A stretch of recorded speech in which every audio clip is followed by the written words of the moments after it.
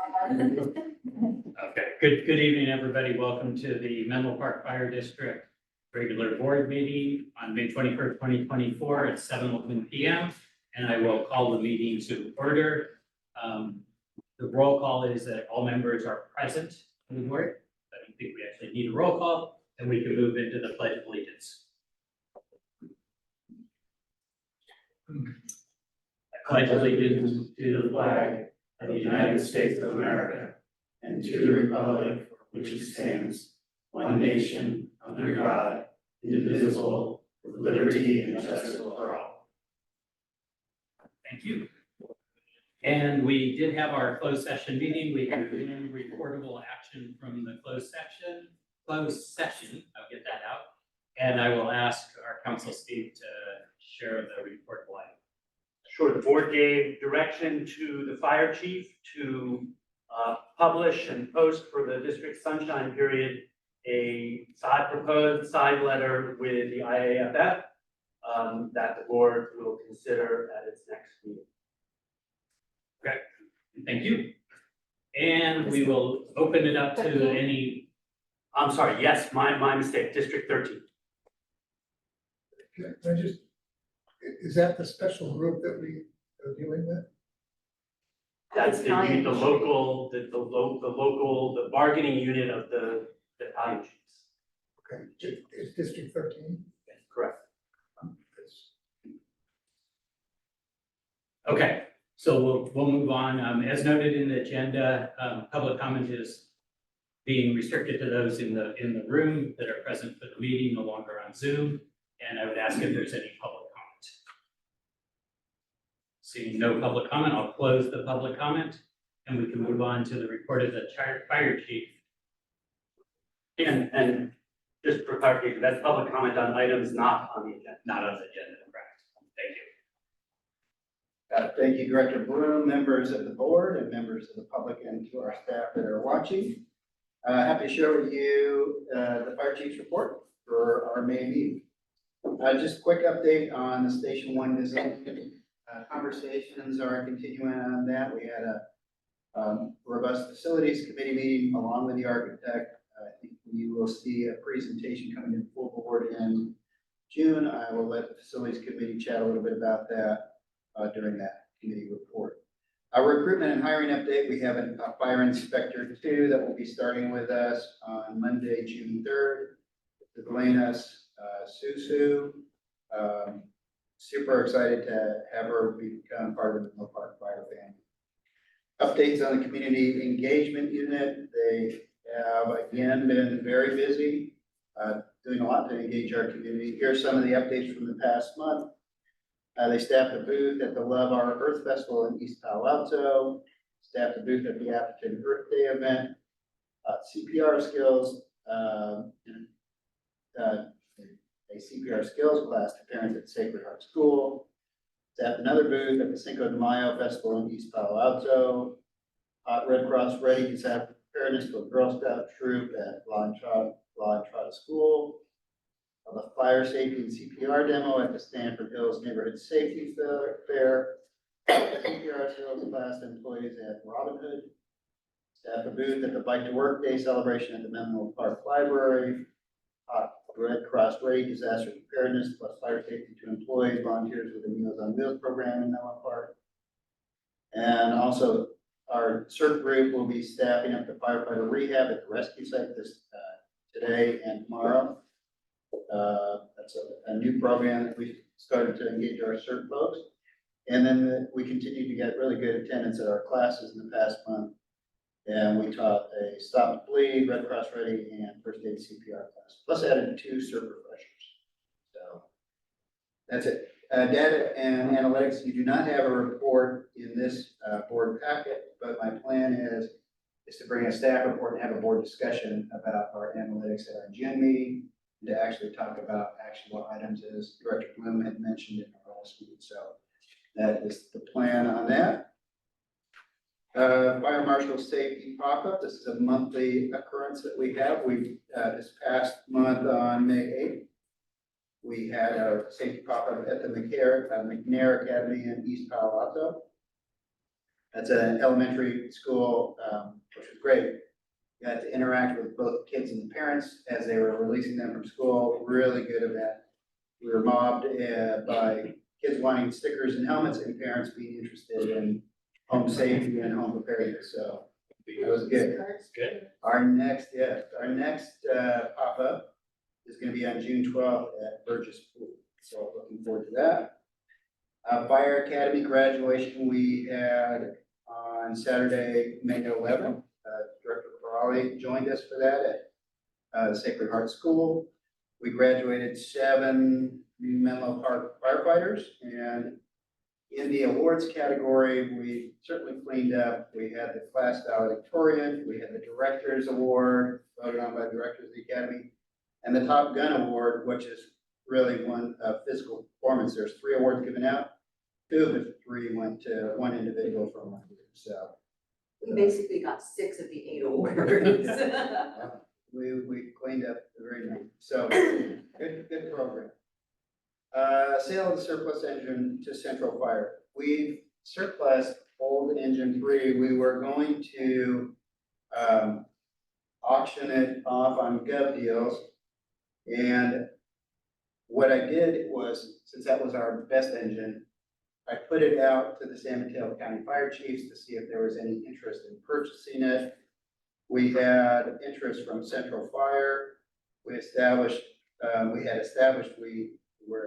that the fair market value of our anticipated auction proceeds would be approximately $100,000 was what we thought we would get from it. So Central Fire has gone to their board and has approval to issue us a check for that. So in our purchasing policy, once it's been surplus, there's an opportunity.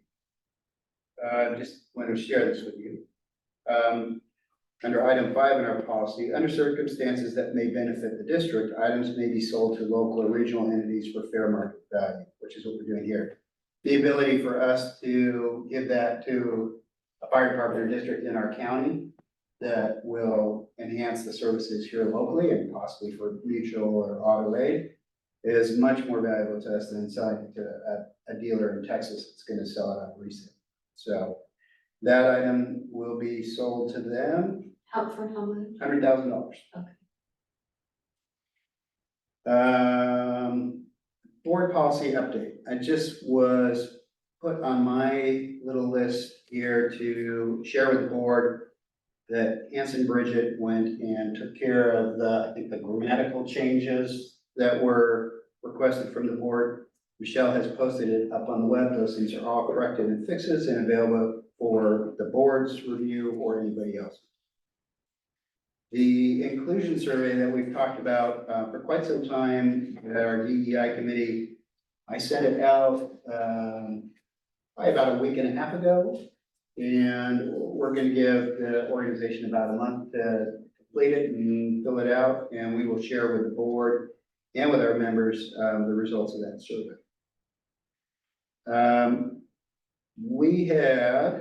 I put down ALSJPA meetings 2. That was before the meeting that Director Solano and I were supposed to attend. It was rescheduled for June 5th. Yeah. That sounds right. So, but I did have an ALSJPA management meeting where we talked about the budget. The budget was supposed to go to the full JPA board, and so now that will be going on in June 3rd. Just an informational item. We have FireNet 6 is a JPA. It's 6 fire departments belong to. I know it's us and Woodside and Redwood City and Coastside. I don't remember all of the other players in it, but we are going to merge that, basically that communication groups with the ALSJPA and basically take advantage of the economies of scale and have everything under one roof, related to our communications and infrastructure. So that should be occurring around July 1st. Strategic plan update. This is going to be led by Chief Coyle. We had a meeting with AP Triton and scheduling is indicating that we're going to have a kickoff meeting in the fall. And that will involve our whole department, the community, and the board. Task Force 3, every year we have annual meetings out at Station 77 with, some of our leads, some of the program managers, and also the fire chiefs. That occurred on Monday, June 13th at Station 77, well attended, really nicely run meeting by Chief Ruby. Incidents of significance, we had 2 structure fires over the last month. The one on Euclid Avenue in East Palo Alto was a small interior fire in a house that was boarded up. It was knocked down pretty quickly, not extensive damage. And the second one, that wasn't a very significant fire, but it was certainly one that is of interest, was over in the 300 block of Sheridan in Menlo Park. Of interest because there's quite a bit of interest going on right now with the Ravenswood School project and having a fire in such close proximity to that. I wanted to make sure the board was just aware of that. It was a small exterior roof fire that was, when we arrived, already being extinguished by the owner, so we pulled some lines, went up to the roof and then fully extinguished. With that concludes my fire chief's report. Chief, can you give a little more explanation on the FN6 merger? I guess I'm not familiar with the current structure to know what it's merging with. Oh, got it. So, yeah, sure. So let me see if I can appropriately explain this. Back when, not gonna be able to give the full history, when we moved to consolidate our dispatches, we had kind of a South and North County. South County, I don't remember if it was 1989-ish, anyway. The time. We took all of our frequencies, created some infrastructure, owned some repeater sites. These were things that were just in the interest of those 6 agencies and ensuring that we had radio communications in the area. Separately from that, something was happening up in the North County, which is now with ALS-JPA. I don't have all the history on that. But they are doing the same thing. Every time our fire chiefs get together, oftentimes it's discussing what the ALS-JPA is doing related to their communications infrastructure. We basically have, common communications infrastructure that's being run by 2 separate smaller organizations. So the plan is with our consultants and with Stepford and TEA, the 2 folks that help us deal with some of that infrastructure, is to combine it under one roof. That's the ALS-JPA. We'll budget for it there. We'll transfer our assets over to them. So it will be I mean, that's in essence what. So both the north, just to make sure I'm clear, both the north and south organizations are merging together into the ALS-JPA. Yes, they already live in the ALS-JPA. Oh, they already We're live gonna there. join them Okay. there Okay, and consolidate it all. got into it. That one. makes perfect sense. Okay, It's our own little Got laugh thing. okay, thank you. Chuck? I wanted to follow up on that. Does that in any way affect our communications with Palo Alto? No. Okay, and the second question I had was, the cause, any idea on the causes of the 2 structure fires? I Chief Johnson and see if we had a cause investigator out there. I'm not. Yeah, the Euclid, I'm not sure. The Sheridan, it appears that it was unpermitted construction of electrical work. And what do we do about that? Garage fire. I'm sorry? Garage fire. So, but, we just report it to the building department and make sure that permits are pulled for the work. If there's somebody gets cited, is it? I don't know, it has to get verified. I don't know. They may have pulled a permit, they may not, but we just verify that the work's appropriate. Okay, thank you. That's not our permits, it's cities. That one on the corner of Euclid and Dale Street.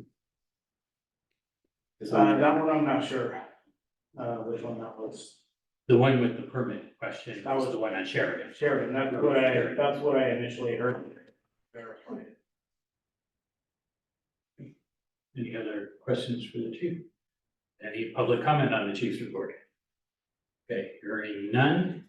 I have a question. Go ahead. When you're talking about this FN6 merger, what types of communications involved? Is it just radio trafficking, or is it ISP, or is it what type of So, cellular or? I don't know that I know all the technical information. Some of it is ownership of radio frequencies. Some of it is, I'll call them mountaintop sites. You know, a bunch of it has to do with fiber that we have pulled and upgraded stuff in, so it's kind of putting it all under one roof and ensuring everybody's basically doing the same upgrades, some consistency there. Is it, are we still working with TEA Communications? Yes. We are. That's, all right. Thank you. That's all I need. I just wanted to follow up on more, not so much the communications, but just in general. I've been reading about, now that Palo Alto has 2 stations that have no apparatus in it. Are you aware of that? And are we in any way providing backup to them or anything? I'm not aware of, Palo Alto having browned out or having no apparatus in their stations. We're not doing any coverage. We still don't have any automatic aid into the city. I did, talk to Chief Blacksher just at that, task force meeting that we had and talked to him about sitting down and beginning discussions about creating automatic aid into each other's areas along the perimeter of our, the county lines. His one comment to me was, it's a good time for us to talk, our staffing is good, so I don't know. I don't know anything about. I continue to be concerned about the southern part of the district, adjacent to Palo Alto, because we have no support from any other part of San Mateo County. I have similar worries and, think that both agencies should be responding into each other's jurisdictions when we're the closest available resource. So we're gonna work on trying to achieve that. Thank you. Please come on. No, not Lincoln, the one that's out is the one on Middlefield down by the park there, down in South Palo Alto. And then no, and then the other one is up, it might be Stanford, I'm not sure. I'll check into it and report back at next month's board meeting. Thank you. I'd also be concerned about the repeater system. I know that we have some that are on fire stations and some that are on police stations. But are there any like American Tower where they're actually in the mountainous areas surrounding our district? Or if that's inclusive with our merger with the communications group? I'll also report back on that too. I know we've had some discussions on, we just met with Robert Lustiki from PSC, again, a lot of history on some of our infrastructure and locations. Also to discuss about setting up a backup repeater system just for us, so if everything goes down, but I'll get back to you on repeater locations. Chief, just to make sure I'm clear on that, though, my understanding is the organization shifted, the resources have not changed, is that? Yes, nothing And you'll will change. report back on that, okay. Yes, nothing will change with the merger except for, Thank it'll you. be a single entity instead. Okay, and since we had more discussion, I'll open it back up for public comment again, if there's any in the room on the fire chief's report. Hearing none, we'll move on. We have a public hearing tonight. This is, we're gonna conduct our public hearing on a notice to destroy weeds, declaring weeds to be a public nuisance. And I will open the public hearing now, take any public comment either in the room or on the Zoom regarding the weed declaration. No public comment. I will close the public comment. And then the board can discuss adopting the resolution authorizing the fire chief to undertake the removal of the weeds and abatement of public nuisances following the public hearing, Which is item 3. which is item 3 on the agenda, correct? And I'll just report to you that so far, all of the correspondence we received from the public, people showing that they have abated their property. I think we have one that asked for an extension, just to be able to repair their equipment that they have to be able to properly remove their weeds. Other than that, we have not had anybody that has contested or objected to the weeds at this time. And all those letters did go out to all the property owners, and we will have that number. So with passing of this resolution, it allows us to go on to the properties that have not abated at June 1st. We will abate them with our contractor, and then it does get passed on with our administrative fee for the actual cost on their property taxes at the end of the year. Any questions or movement to I'll- approve the I'll resolution? move- I'll move to adopt a resolution authorizing the fire chief to undertake the removal of weeds and abatement of public nuisances following the public hearing or the one we just had on the Dutch. Is there a second? Second.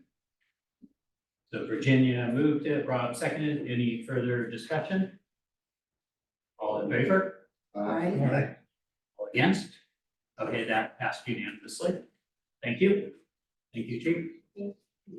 And we'll now move on to the consent calendar. Two items on the consent calendar. One was the minutes of the April 9th meeting, and the other one is the treasurer's report for the month ended March 31st, 2024. Does anybody have a desire to pull anything from the consent calendar? Do we have a motion to approve the items on the consent calendar? I'll move. Union has moved. I'll second. Rob has seconded. Any discussion? All in favor? Aye. Okay, all against, I should say. Okay, unanimous again on the consent calendar. And moving on to the regular agenda item. The first agenda item is adopting the resolution of the district's pension funding policy. And is that going to Elaine or Chief? Whoever Elaine's friend is from the other. Yeah, so, It's not a. so good evening, everyone. So just a little bit of a refresher before we actually go to the actual policy. So again, as part of the district's commitment to proactively manage the increasing pension costs, so staff together with GovInvest presented and discussed options to manage the pension liabilities in the last couple of board meetings. So the board then decided to implement a 10-year soft or virtual fresh start for our unfunded approved liability and directed staff to create a formal funding policy that will serve as a guide to the board and staff in making decisions related to the funding of pension benefits. So with that, I will actually turn it over to Dan from GovInvest. Unfortunately, Ira couldn't come for tonight's meeting, so Dan would present pension funding policy on behalf of Ira. Hi, good evening, Mr. Chair and members of the board. I just want to get a positive affirmation that you can hear me clearly. We can, and thank you for joining us. Very good. I apologize, Ira could not attend. I am his colleague and will do my best. I think I have a pretty good feeling of where the district is going. I understand that the district has already gone through some Pension 101, as well as Finance Committee, as well as covering some of the policy topics. So I'll breeze through the typical slides. There are a number of economic and demographic assumptions that actuaries use to project your liability, but there really is none more impactful than investment income. As we can see on this slide kind of represents a life of an employee, maybe that starts at age 25, works through 55.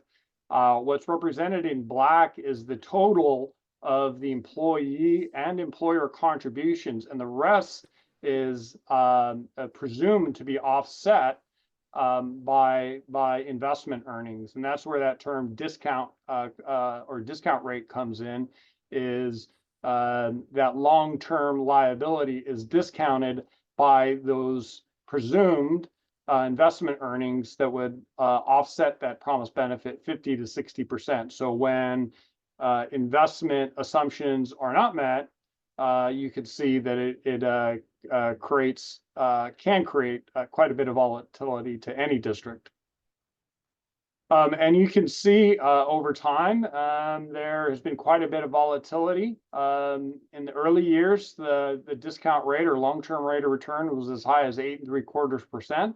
But you have to recall that was also when the Treasury, 10-year Treasury was earning double-digit returns. So it was easier for CalPERS to meet that long-term rate of return. Over the years, the Treasury has been on a 40-year slide downward, and so has the assumed long-term earnings rate, which has drifted down to about 6.8%.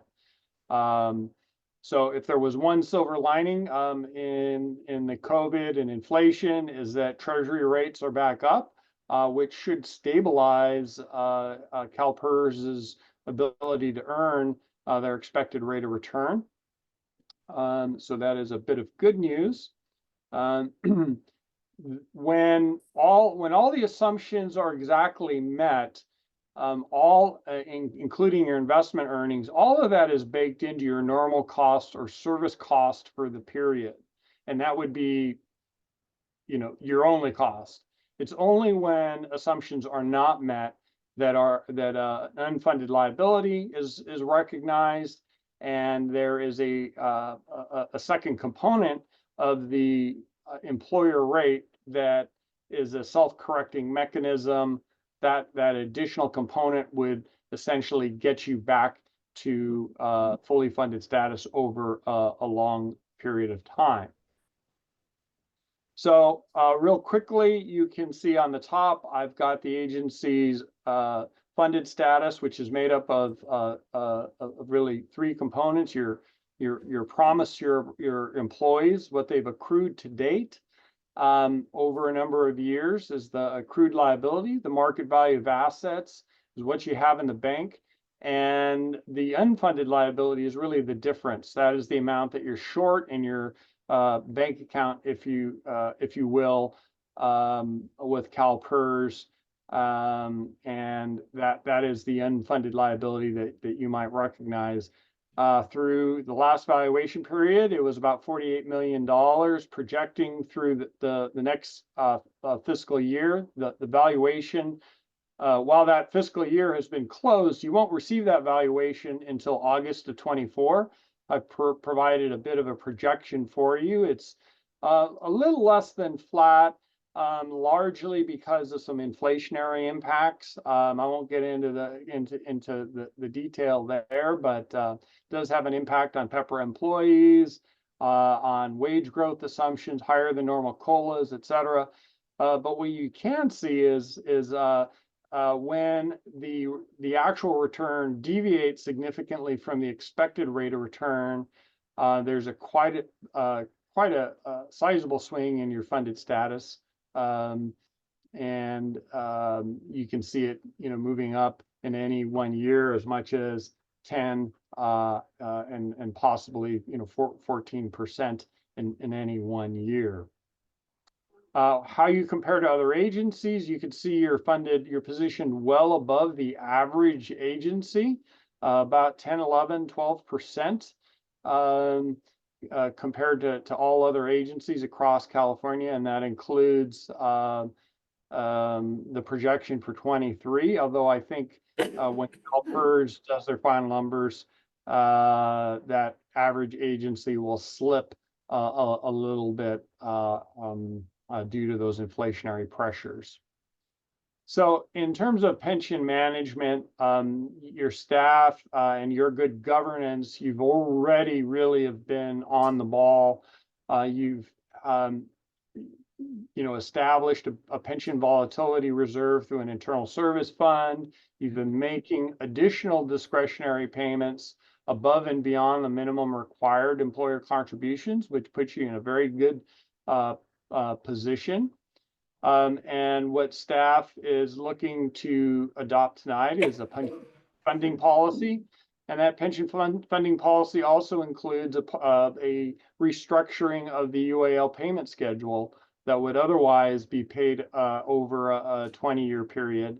And the policy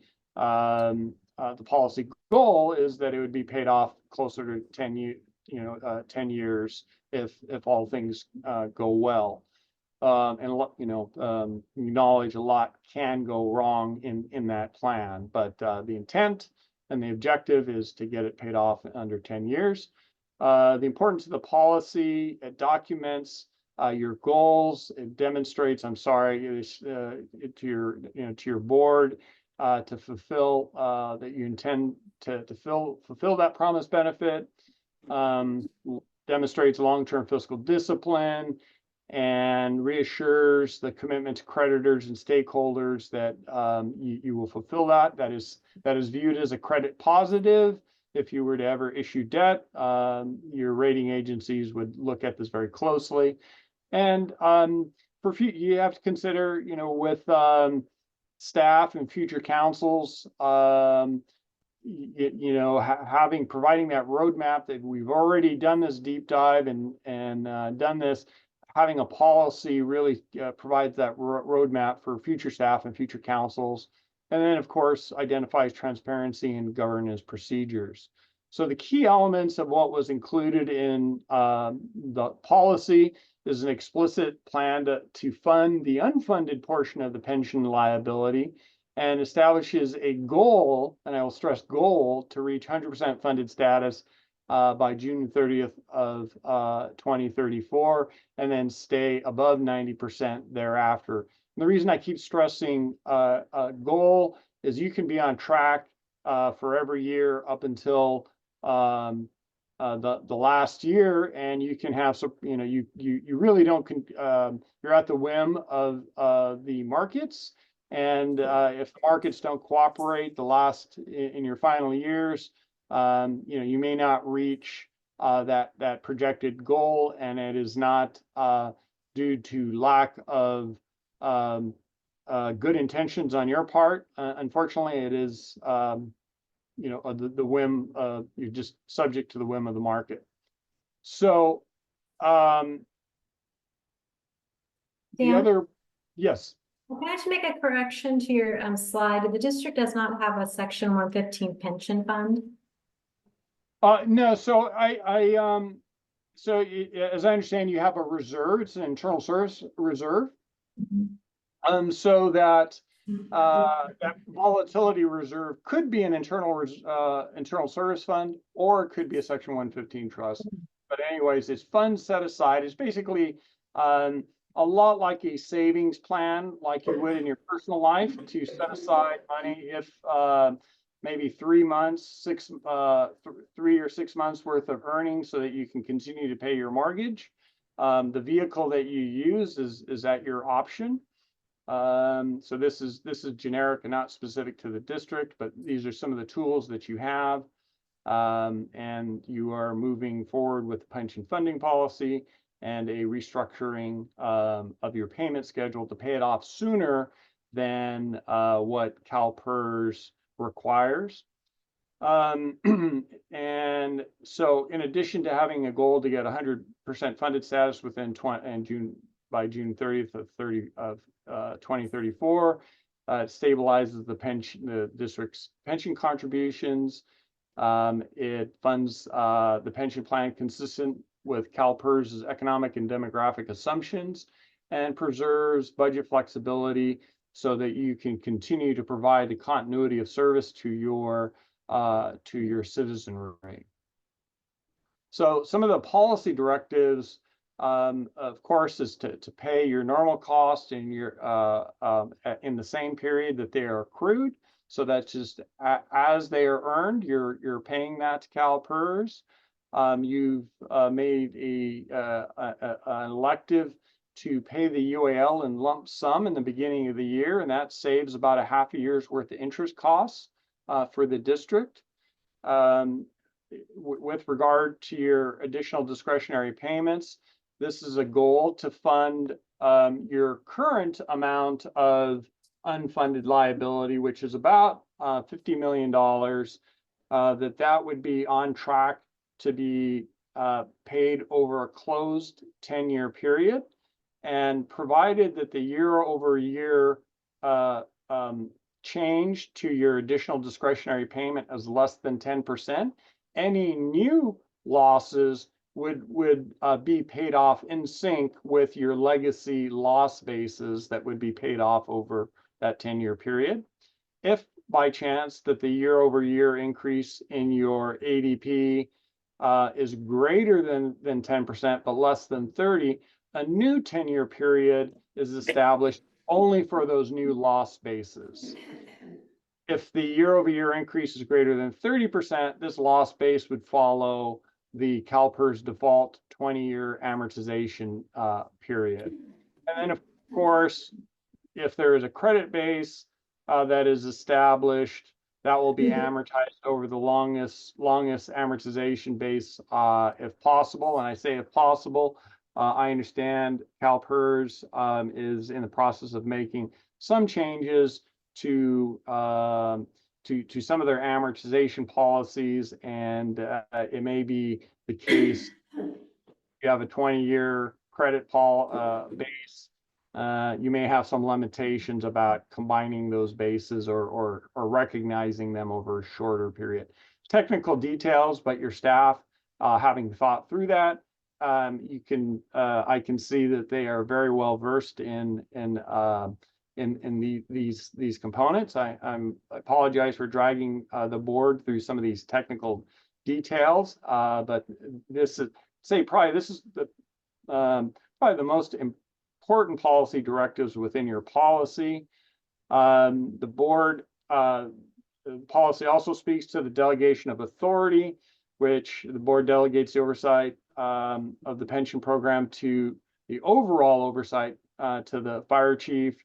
The fire chief delegates the authority to manage and conduct transactions to the administrative service director and the finance manager, and collectively these district officers will meet regularly to review retirement benefit costs and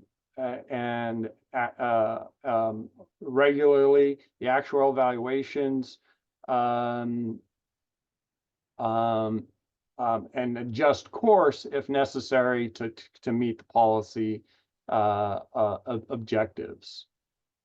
As far as the governance, transparency, and reporting, the annual evaluations will be made available to the board. Pension disclosures will be included in your annual financial report, which is made available on the district's website. The district will include anticipated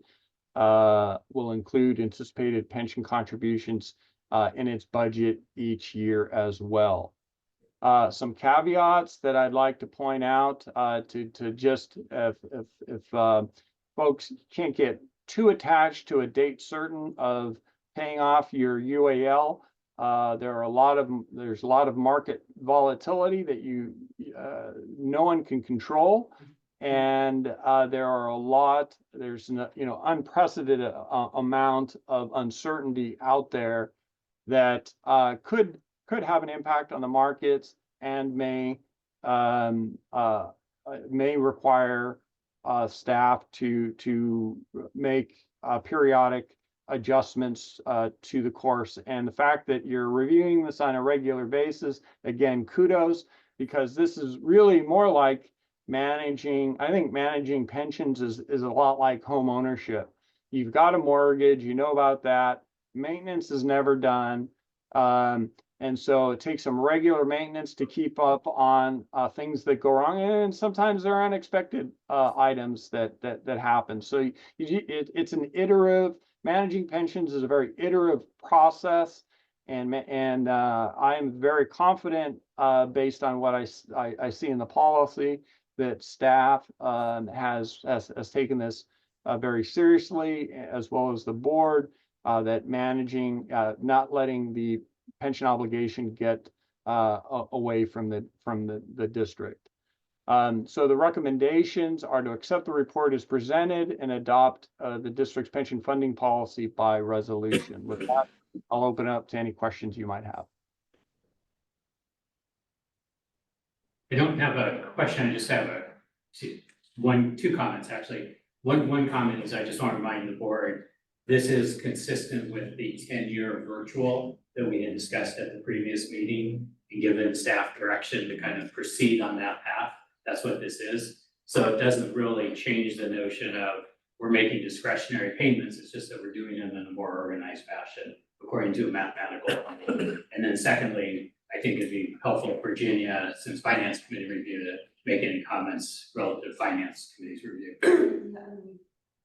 Does that work? I can do that now. Mhm. Yes, so, as Gary said, this is what we brought forth last month to the board for the virtual tenure, which I know that staff also was supportive of. The finance committee, basically what we're gonna need, we recommend that the board approve this as ratification for the policy that staff brought in last week or last month. This is just in its formal format. So I don't know if Elaine has anything to, I don't think there's any change to what was. Yeah, there's nothing that changed from the finance committee report as well, so again. Or even last month's. Yeah, even from last month, so again, this is consistent with, what the board decided to do, which is again the 10-year soft or virtual fresh start. So we just laid out, those calculations or those scenarios, what if this happened, what if this happened, so we have those covered in the policy. Any questions for Dan from the board? Chuck? Yeah, excuse me, I have just one very general question. I know that when we pay, when we pay to make up for, past losses and so forth, the employees don't pay any portion of that. That's 100% from us. That assumption is right, correct? That is correct. That is one of the sticking points in a defined benefit type of contribution is you have guaranteed a benefit. That promise, the California Supreme Court has at several times upheld that promise. Essentially, employees that have relied on that promise for years, it would be could it impact their financial decisions that they would have made throughout their career? So that to change that promise at the end, you can't change the promise except for a prospective basis.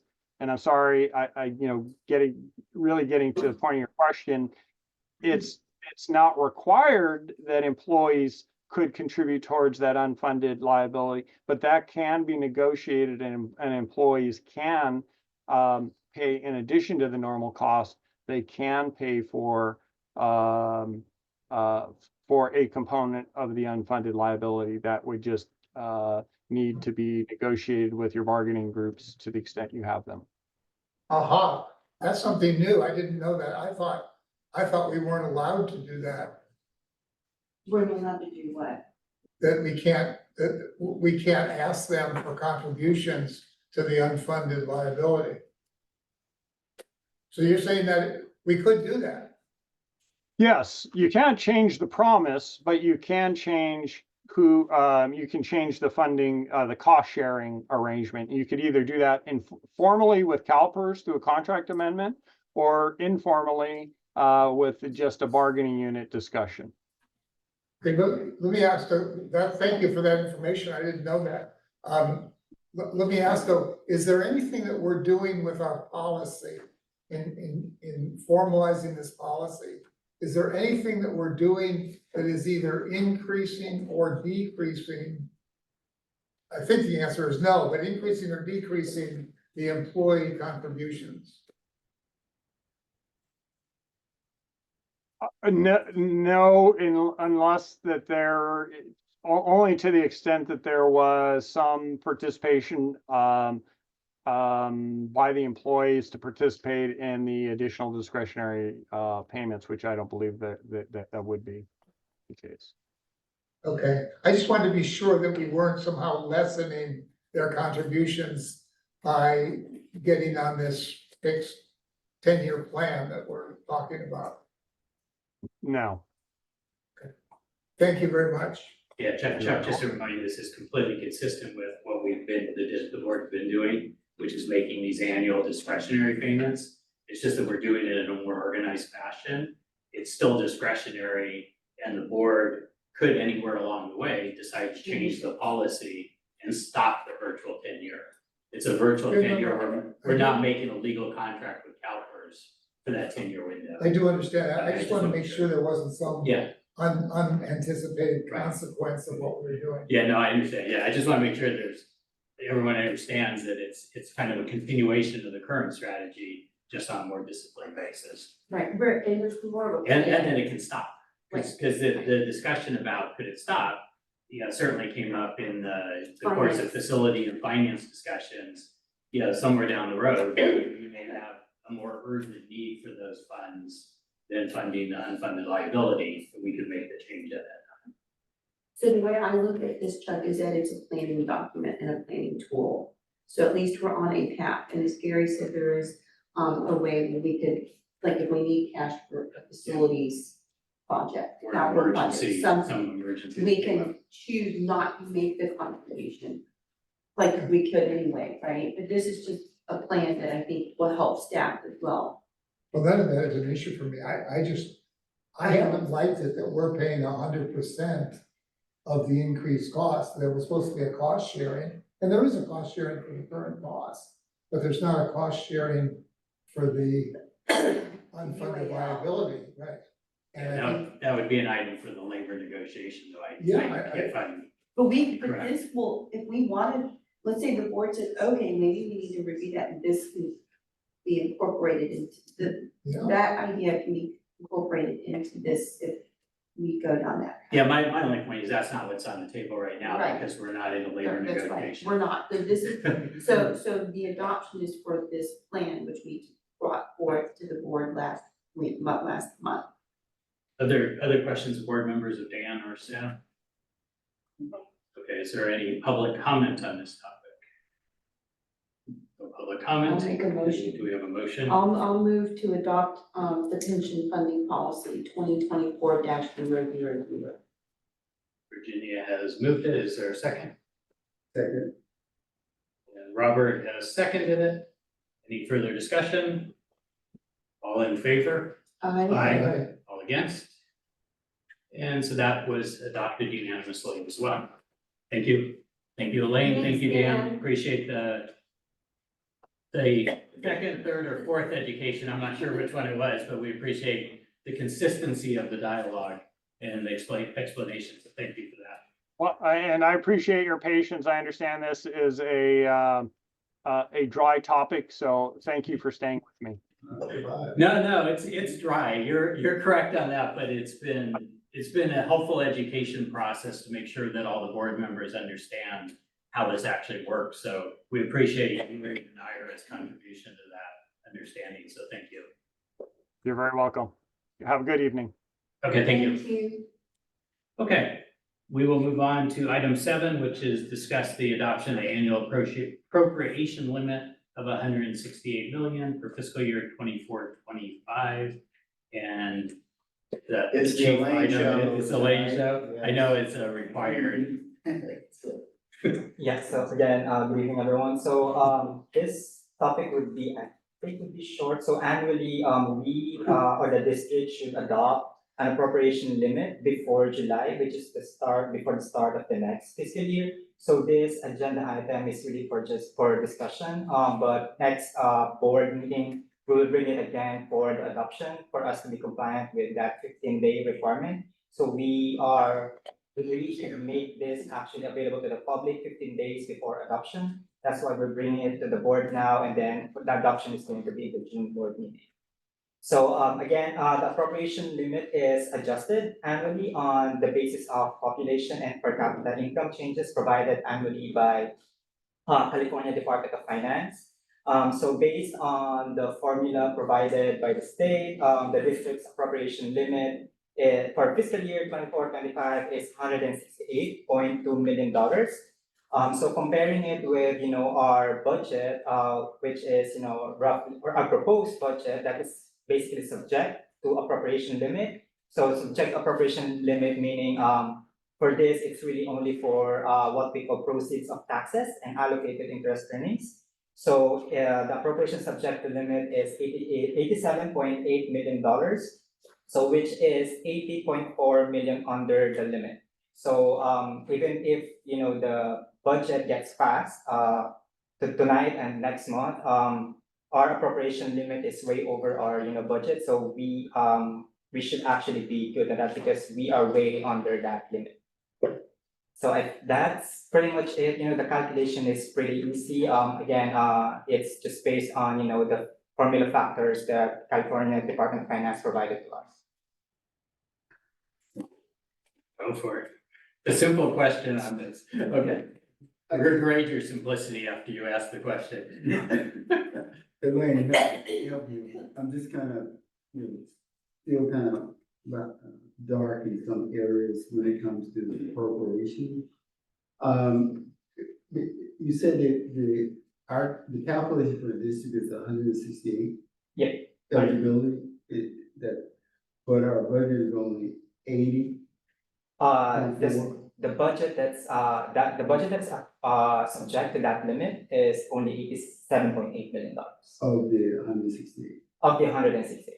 Okay. So meaning, so basically, that appropriation limit, again, just a little bit of background. So this initiative is a result of, I think, Prop 13 and Prop 4, which limit the growth of, you know, government spending. So at a given fiscal year, you know, there is a limit that agencies should basically only spend. So if our limit is, you know, $170 million, that's our limit. So basically our budget, you know, for, you know, our proposed like revenues and expenditures should not exceed that limit. So now help me here, but for our current budget that's a notice is at about 83.8 million. That's where we are right now, but we're saying it, but next year, fiscal year, that's what we're gonna spend, what we need to spend. Yeah, so no, so basically for our budget, so basically the appropriation subject to this limit is basically the revenues that are basically proceeds of taxes plus the allocated interest earnings. So from our revenue budget, in our preliminary budget, you can, I mean, I did the calculation, you won't include it, you know, directly, but it's mostly all of the property taxes that we have projected for next year. That's basically subject to that limit, plus any interest earnings that's, you know, allocated as part of, you know, that, you know, revenue budgets. Okay, so the only way that increases that we get more from where we are, our current budget to where potentially our limit is there. Yeah. Something that changed. I mean. Yeah, so unless, you know, we are expecting, let's say, 170 million budget or revenue proceeds next year that, you know, we should spend on a given year, let's say next year, then that's gonna be a problem. But right now, with anticipated growth for, you know, both of, you know, the population factor and the inflation plus our revenue growth, we are, I think in my calculation, you know, we won't exceed the limit for at least 30 years. So we should start maybe, I mean, 30 years from now, maybe we can think about, you know, how to, you know, handle, you know, the issue. But for now, I think, you know, we are way below the limit. So I would say that's a good sign because again, this is something that, you know, we should, you know, follow because if we do go over the limit, we have to actually go, I think it has to be passed by the voters that we should spend this much amount of money. So it's a lot of work. So, but as of right now, and then 30 years from now, I would say the long term, the near, like the next 30 years, I think we should be okay. Actually. So right now, we're 83 million under the limit. Correct. Right, so actually, we actually voted on, this went out to the ballot, and so we voted to increase the limit a few years ago. Yeah, I think I think Director Corral is correct. I think historically, I think what the board did was, you know, I think on a yearly basis, we go out and, hey, you know, we need to pass this. It went to, you know, I think for the public to get No, approved. it wasn't yearly. We were there for a long time at a certain amount, and then it was under, I mean, we needed more, and so we went out, I would say, probably 2018, 2020. I'm not quite sure because I was I know, I'm just saying that we did But- go out to the voters to increase the gas limit, that's my. Yeah, but from what I heard, not, from, based on, what I gathered from staff, basically like historical, I think, there was actually, we had to redo this because, That's right. it turns out, we are calculating it, not incorrectly, but it's, there's some sort of inaccuracy in Yeah. terms of, the calculation. That's why probably we went over, one time or two times, or I don't know how many times we went over, but now I think, we had an audit on this. So we had an agreed upon procedure, and every year we have, an agreed upon procedure to basically check the calculation. So I think we should be, good with, the appropriation limit going forward. But the point is that we did increase it through the voting process. Yeah. Rob said he had some easy questions. I referred, to the Department of Finance document, and they talk about annual percentage changes in population, one is the exclusions. And I saw here, since we have Atherton, East Palo Alto, and Menlo Park, of course, we have some areas that are unincorporated specifically. Do they have any type of a way that we can get that total of the unincorporated population? If you look at the overall county breakdown, when it talks about incorporated and county total, there's a difference of 61,500 plus or whatever. So I know we don't have 69,000 in our unincorporated areas, but is there a way that we can get a figure for that? I am not sure, to be honest, but I can ask around and find out, if we can have something like that, like a breakdown of, the unincorporated population within our jurisdiction. Is that what we mean? Right, because I know there's gotta, since people vote, in our district for elections, as to, what that magic unincorporated area total would be for us. Just with, what we have with the three communities that we serve, Atherton, East Palo Alto, and Menlo Park, we have about 69,000 people. But of course, we're missing the unincorporated area, which is an area that, we don't want to leave Virginia because she lives in an unincorporated area. But, that would be interesting to find out what that is, even though it probably won't affect our neighborhood anyway. It wouldn't, it wouldn't, but yeah, I think I can ask around and see, if we can, have that data, so. Probably the clerk's office would have that. Oh, you have that data? Okay, good. Thank you, There's John. also Fair Oaks, which is a fast growing area too, so it's the whole, if you're looking for unincorporated property, looking for all of it, for all of our unincorporated areas, right? Well, yeah, it says it's like almost, Well, I mean, 61,000 for total unincorporated area for San Mateo County. That's the figures that they give us. yeah, that seems to be. And I know we. No, I, what? And I know that's not our total. No, I know, that's what we got. Okay. Okay, so Elaine, the procedure on this, just so you understand, is we're just discussing it tonight. This will come back for a resolution for approval In June. in June after it's sunshine for at least 15 days. 15 days. Okay. Are there any other board questions, comments relative to the discussion of this since we're voting? Okay, hearing none, any public comments on this? Hearing none, we will move on to item number 8, which is adopt the resolution of the district's preliminary budget and full-time equivalent staffing level. And I did get clarification on this, that although it's still the preliminary budget, we will need at the conclusion of this discussion, a vote on the adoption of the preliminary budget. Yes. Director Bloom, just to add to that, we also need you to vote, if you vote to approve the preliminary budget, which there's statutory reasons why I hope you will, you should also please vote to direct staff to publish it as required by the Health and Safety Code prior to adoption. Is there a number of days? 15. So 2 weeks. it's the same as the dam limit? I mean, that number.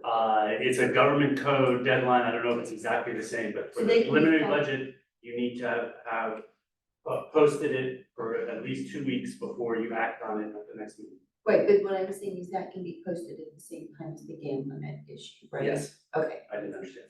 Yes. Yeah. Yeah, but it's a good point of clarification, Yeah. because we're on a shorter schedule this Yeah. time. that's right. So we don't have as much time to wait to get it posted.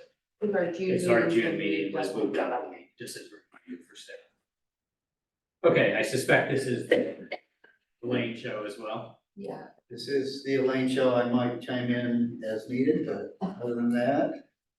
Yeah, so for the preliminary budget, so this is actually pretty much the same as what we discussed last board meeting, so I won't go over on each, section, each area of, the budget proposal, but what I'm gonna do is, I'm just gonna emphasize, the changes that, we made from, the prior preliminary budget that was presented in the April board meeting. So that's actually the attachment C. I think attachment C, I believe. What page is that?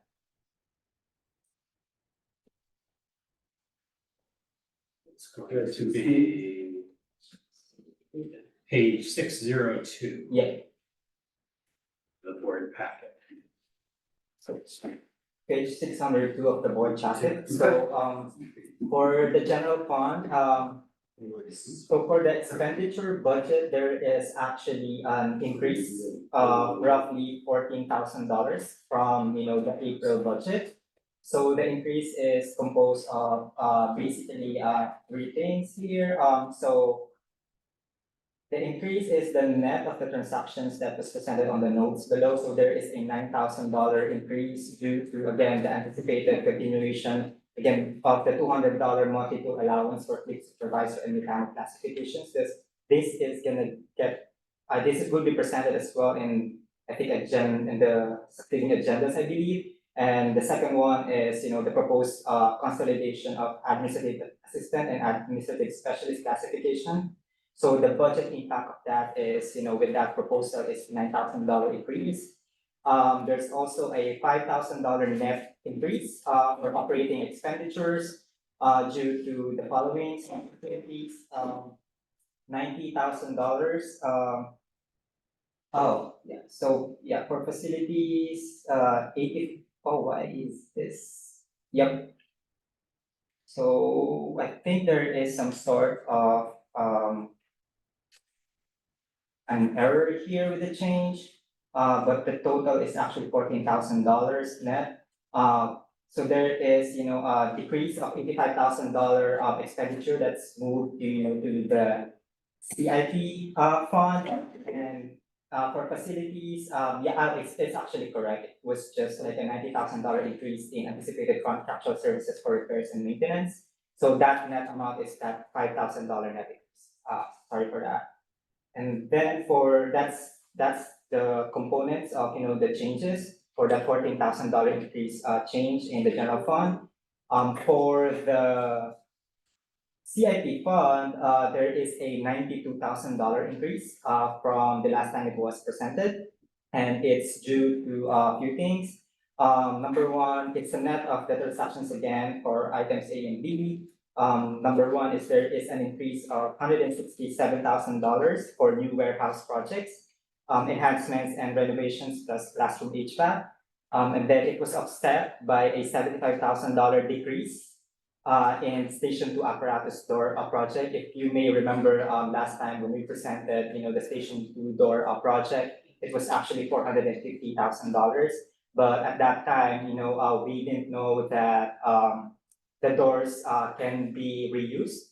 But after, some talks with, few vendors, we determined that the doors can be reused. So the budget is now, the budget went down from $450,000 to $375,000. So that's basically the changes for the preliminary budget. So we're now open for questions or clarification. If I could just make one comment related to the tool allowance. So we recognize that's in flux right now. even with the adoption of this budget and potentially the final budget in June, if a decision's made after that, we can come back with a budget adjustment. So one way or another, it will be accurately reflected once the board has come to a decision. Could I follow up on that question? There's also some discussion possibly about configurations of certain staff units and stuff like that.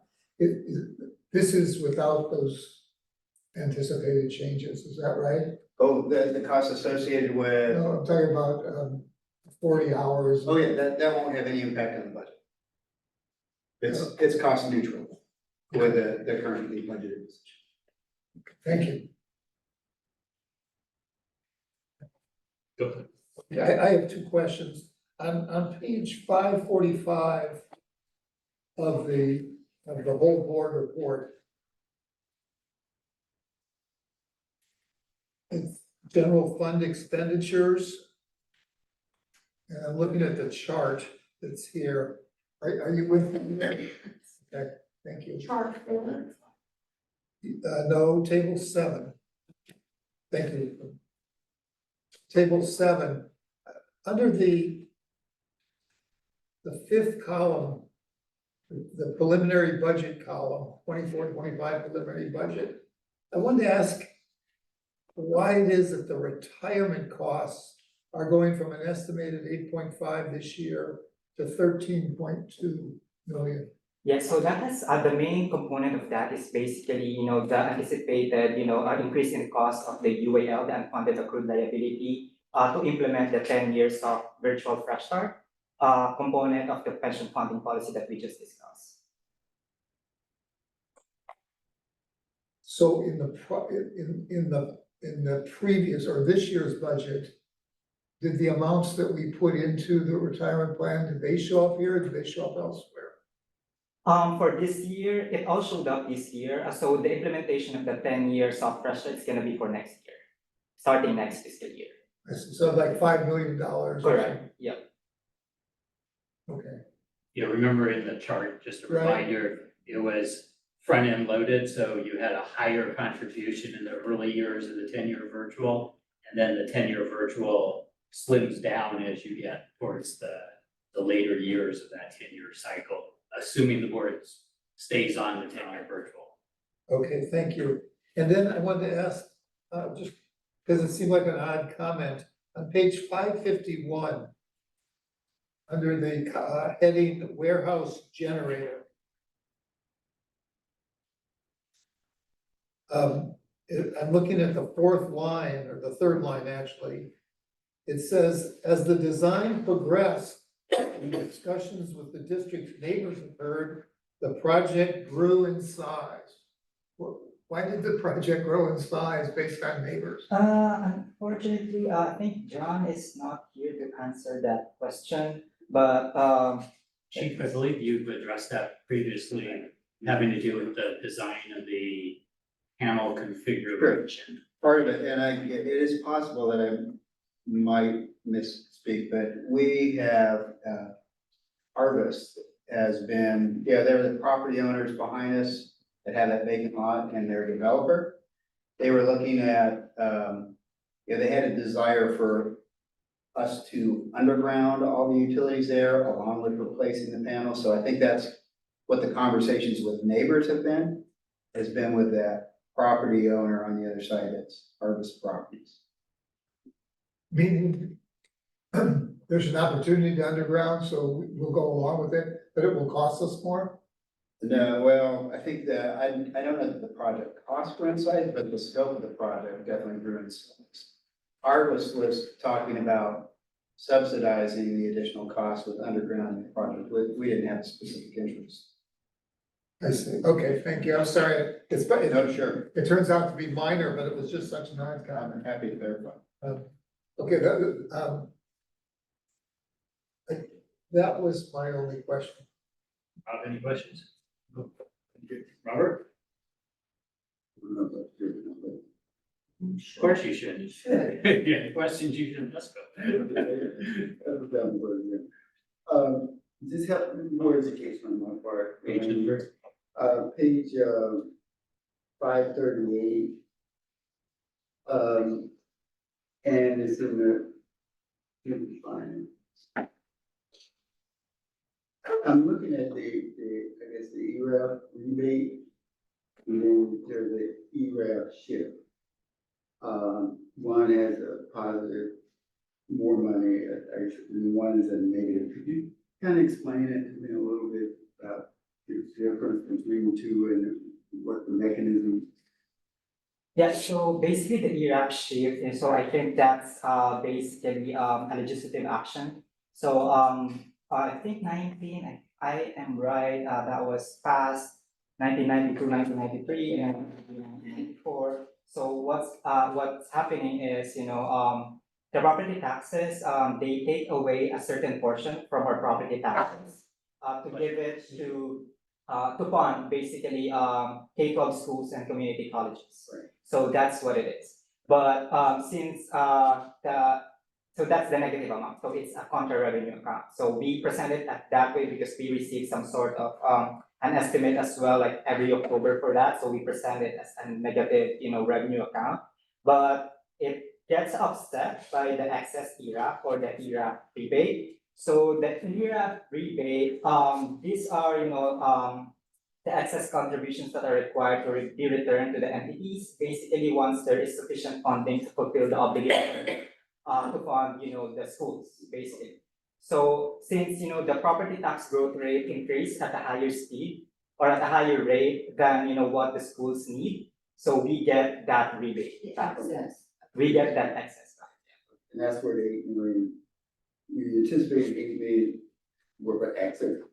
Correct, yeah. No, policy. Okay. There's more explanation of that on page 543, Yeah. where you can't simply put an item on a rate and get it. I mean, there's always the choice that we could be, there's always a choice we could lose excess. So we budget conservatively, not lose excess in that. You have other questions? No, I'm good. Okay, Virginia, any questions? I know Finance Committee has spent plenty of time on this as well, and I have no further questions, so go ahead. Just one more. Maybe a week ago, the governor said he was faced with an additional, and I don't remember the numbers exactly, but the budget deficit went from 57 billion to maybe 80-some billion or something. Is that going to affect anything that's in here as far as you know? I wouldn't say it's gonna affect anything, but if there's anything that's gonna affect, the ERAP rebate, it's his suggestion to actually fund, the charter schools as well. Yeah. So that's something that, we are monitoring and the county is monitoring as well. So I already spoke with the county about that as well. So because at that time when we did this budget, it was just, some sort of a message. So it wasn't enacted yet, so it's not yet final. So that's why in anticipation of that, we took out like roughly 10% of what we predict that's what's gonna be our, ERAP rebate to account for that uncertainty. But with, the budget deficit, I'm not sure if there is a direct link with that, but definitely, we can monitor that and we can make sure that, if there's any effects, we'll bring it to the board and, we'll let everyone know that that's gonna happen. We should know by the next meeting. It depends, I would say, it's not, I would do a research and see if, again, if there's a direct link with that. But I'm not 100% sure if, it's gonna be final, by the time we meet the June. I think there's always a risk of unforeseeable change to those kinds of policies that would force us to revisit the budget at a later date. Elaine, on that subject, we're in no different position in the special district than, say, the city of Atherton or the city of Mount. It's all the same. Yeah, it's all We're the all same. affected equally. Yeah, it's just a matter of the budgetary practices, I would say. Yeah. Okay, yeah, I get that. So we may be taking a different budget approach to it, but there's how the underlying process works, no difference. Well, Yes, not, okay. especially at the state level. Yeah, that's Right, what, that's yeah, what that's you kind of what. it Yeah, refers to, so, yeah. but we have been, as a fire district, been pretty conservative with ERAP when there are, and this came up in the LAFCO meeting, there are special districts that rely on ERAF regularly, which is very dangerous. We always put it below the line. Yeah. So There's it's, no so process. I'm, It's not part of our Yeah. operating budget. Right. yeah, that's right, but there are some agencies that do that, but we're not one of them. Okay. Right, if there's no further questions, any public comment? Hearing no public comment except for Elizabeth, thank you for that. We appreciate it. I'll move to adopt the district's FY 2024-25 preliminary budget and full on staff. Okay, Virginia. And authorize the And publication of the required. And 15 authorize the days. sunshining of the preliminary budget For at least 15 days for at prior, least 15. at prior least to the 2 next weeks. meeting. At least 2 weeks. Yes. Okay, is there a second to that motion? Is it publishing Rob. and sunshining? It's the same thing. If they publish, It's adopting and sunshiny. publishing for at least, publishing for at least 15 days prior to the Okay, we have a motion from Virginia and a second from Robert. Any further discussion? Hearing none. All in favor of adopting the preliminary budget And sunshiny. in sunshine? Aye. Anybody opposed? So again, a unanimous adoption of the preliminary budget. Thank you. Next item, adopt a resolution identifying terms and conditions for fire personnel away from their duty station. And this is a reimbursement-based policy, I believe. Yes, it is. This is a kind of an administrative policy that we're asking for the board to adopt. I'll let Elaine address it. But it is related to being able to be fully reimbursed for how we pay our employees. That, Elaine. Yeah, so again, as what the chief mentioned, this is related to the reimbursements that we get from LOES. So in order for us or for the district to continue receiving reimbursements, including any portal positions, for personal hours, basically, so LOES actually requires a board resolution adopting, that portal-to-portal compensation agreement for specific employees. Otherwise, the district, will only get paid for actual hours work for those who got employed. So once the resolution is passed, this is going to be a standing document, meaning there is actually no expiration date. So LOES, will not, require us any other, documents or reports that is related to the reimbursements, unless we change something with our policy, our MOU, or we add or delete any positions that are currently in the resolution. So this is basically a sort of template, almost a sort of a template that LOES requires for us, to basically adopt. If I can add one thing, based on a request from the, I can't remember if it was the HR committee, somebody had, who did we present this to? Which committee? Finance. Finance. Yeah. Was to expand the employees that applied. So we've expanded those to include folks in our mechanics division and in our fire prevention division. So those are all the employees that we would participate in. So that expansion is just essentially anybody that could potentially go on an OES deployment. Yes. Chief, does this kind of expand the reimbursements in general, or? No, it doesn't. Yeah, this happens to be the committee that I sit on, the California Fire Assistance Agreement Committee. This is just a requirement that, I don't know, it's probably 8 years ago that the federal government started requesting was, the federal government doesn't pay their employees from the time they leave their duty station to the time they return back. They pay them for actual hours worked, which is limited to 16 hours a day. They very much didn't understand or appreciate how local government paid their employees, and so their request was to us is, can you please show us some sort of proof that you're actually required to pay your employees that way? And their request was, can you do it in the form of a governing body resolution or have it included in your MOUs? And the option that we're opting for is a governing body resolution. It doesn't change any of our reimbursements. Really, what it does is it makes our reimbursements audit proof in case of an audit from any of the paying agencies. And is this the first time we've signed such a document? I think it is. Thank you.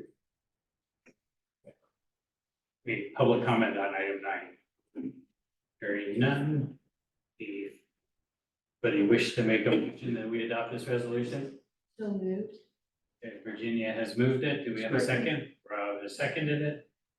And any further dialogue, discussion? Okay, all in favor? Aye.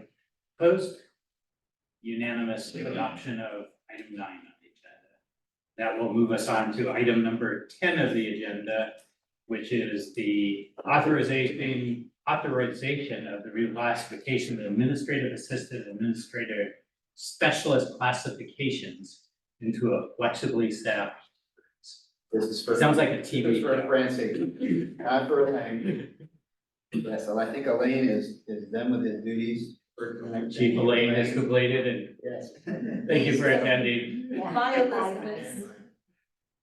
So let's turn it over to Francine. Okay, good evening, Board of Directors and staff and members of the public. We would like to request or actually create a flexibly staffed series with the administrative positions. Right now, the district has 2 office administrative classifications, one in the admin building and one in the training building. The one position is an administrative assistant and the other one is an administrative specialist. We were requested by AFSCME to study the administrative assistant position because it was thought that the classification was performing at a higher level. We studied both of the classification, class descriptions and compared them, and there's very minimal differences between the 2 classifications, with the specialist performing a slightly higher level of responsibility. So what we would like to do is create a flexibly staffed series, similar to what we did with the mechanic, similar to what we have with the fire inspector 1, 2, and risk reduction officer 1, 2, 3, to allow the district more flexibility in staffing based on the division need, as well as encouraging some career development and growth within the class series. We had prepared a draft job description, which basically combines the 2 classifications and just changes the title from administrative assistant and administrative specialist to administrative specialist 1 and administrative specialist 2. We let AFSCME review the job description as well as talk to them regarding the intent. And they are in agreement to make this change pending board approval. For the fiscal impact, there's actually no direct fiscal impact unless the current administrative assistant is requested to move into an administrative specialist or administrative specialist 2 classification, in which case the fiscal impact for the remainder of this fiscal year would be approximately $270. There's no change or recommendation to change the master's pay schedule other than the titles. I'm open for any questions if you have any questions. And then does the administrative assistant role go away? That's eliminated once this change is in place?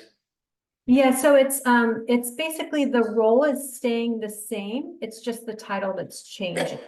Yeah, we'll know, I asked the question wrong. We'll no longer have any administrative assistants. They'll either be a specialist 1 or a specialist 2. Correct, that's correct. Okay, got it. Rob? Yeah, Francine, at the HR committee meeting that Robert and I had, it was 3 positions that were affected? 2 positions. Yeah, so we have an administrative analyst classification, but that's not an office series. And by office, I mean, it's the front desk that, responds to visitors, answers phones, and does, administrative support work. So we have 2, the administrative assistant and the administrative specialist, 1 in training and 1 in our admin building. The association concurred with the different classifications, right? That's what we. Yes, that's correct. Robert, you want to add anything? No, I think you did great. Okay, thank you. Thank you, Gary. Okay, Chuck? I'm not clear what you said. is the purpose of this to increase someone's compensation? No, the purpose of this is to create some flexibility and allow the district to, and specifically the divisions to, assign higher responsibilities and to allow for career growth, but it won't automatically increase anyone's compensation. In order to be eligible to move from an assistant or the specialist 1 to the specialist 2, you would have to meet the criteria set forth in the class description. And then in addition, assume the higher level responsibilities based on the need of the department or division. So it's not an automatic. So it's similar to the fire inspector 1-2, risk reduction officer 1-2-3. The mechanic 1-2 is a little different in that that's a highly technical position. Once you meet the kind of qualifying criteria, you will automatically move to the 2 level. This one is not the same. It's not only based on the established criteria, but also based on division need. Well, I don't understand the politics or whatever here.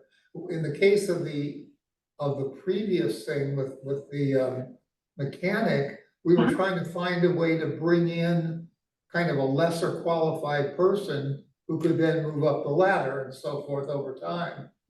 Here there was an issue of somebody being more qualified than someone else. So it seems like somebody knows what's gonna happen next, and I'm just kind of asking you, what's gonna happen next? Is somebody gonna get promoted?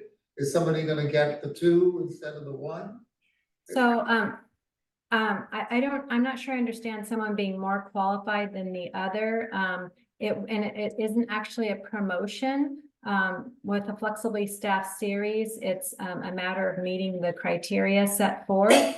There is someone in the administrative assistant classification that does meet the qualifications of what would be the administrative specialist 2. And so there is a possibility, probably high, that division manager will ask to move that incumbent to a specialist 2. If they have the need, and then they would basically be assigned higher duties to match the administrative specialist 2 classification. At a higher compensation.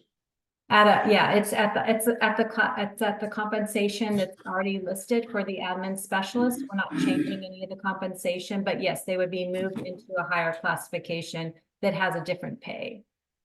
Okay, but I guess what I'm kind of objecting to is a lack of clarity or a lack of honesty in terms of the staff report. It sort of says, oh, we don't know if there's gonna be anything. We knew exactly what was gonna happen when this was done, and the money was going down. But here it is where it's gonna go up, and we don't know, we'll see what happens. I feel like I'm having the wool pulled over my eyes. I'm not opposed to what's going on, except the fact that I don't wanna be lied to. Yeah, I don't think there's anyone's intent to lie or pull the wool over. I don't know what you mean about going down and going up. I think that when we did the study that was requested by AFSCME, the classification was appropriately classified. There is a desire to assign more duties. We haven't progressed with anything changing. So what we did is we thought we could create this series to allow that flexibility. But yeah, I mean, I'm not sure what more information to provide. But there is one person basically in the assistant position that could very likely move into the specialist if it's approved, which is why we provided the fiscal impact. But we haven't received, a formal request to move the person into the position, but there's a high probability that will happen, as I stated before. Well, that statement, I would have appreciated in the staff report. That's all I'm saying. Good to know. I'm sorry that we didn't put that specifically. When I prepare staff reports, I try to leave people out of them. It's good to know, and I'm happy to do that for the next time. Robert? So Francine, is it my understanding there, these two, not title, but position exist already within the district? Yeah, so right now, we currently have, one administrative assistant position budgeted, and we have one administrative specialist budgeted. So if we created a flexibly staffed, position, then what we would do is we would change that to administrative specialist 1 and administrative specialist 2. So, but currently there's two people existing in the role somewhat on those. Yeah, Just reclassifying the title from 1 to 2, with 2 being the person that have more responsibility or will be taking on more responsibilities as an administrative type person? Yes. That's correct.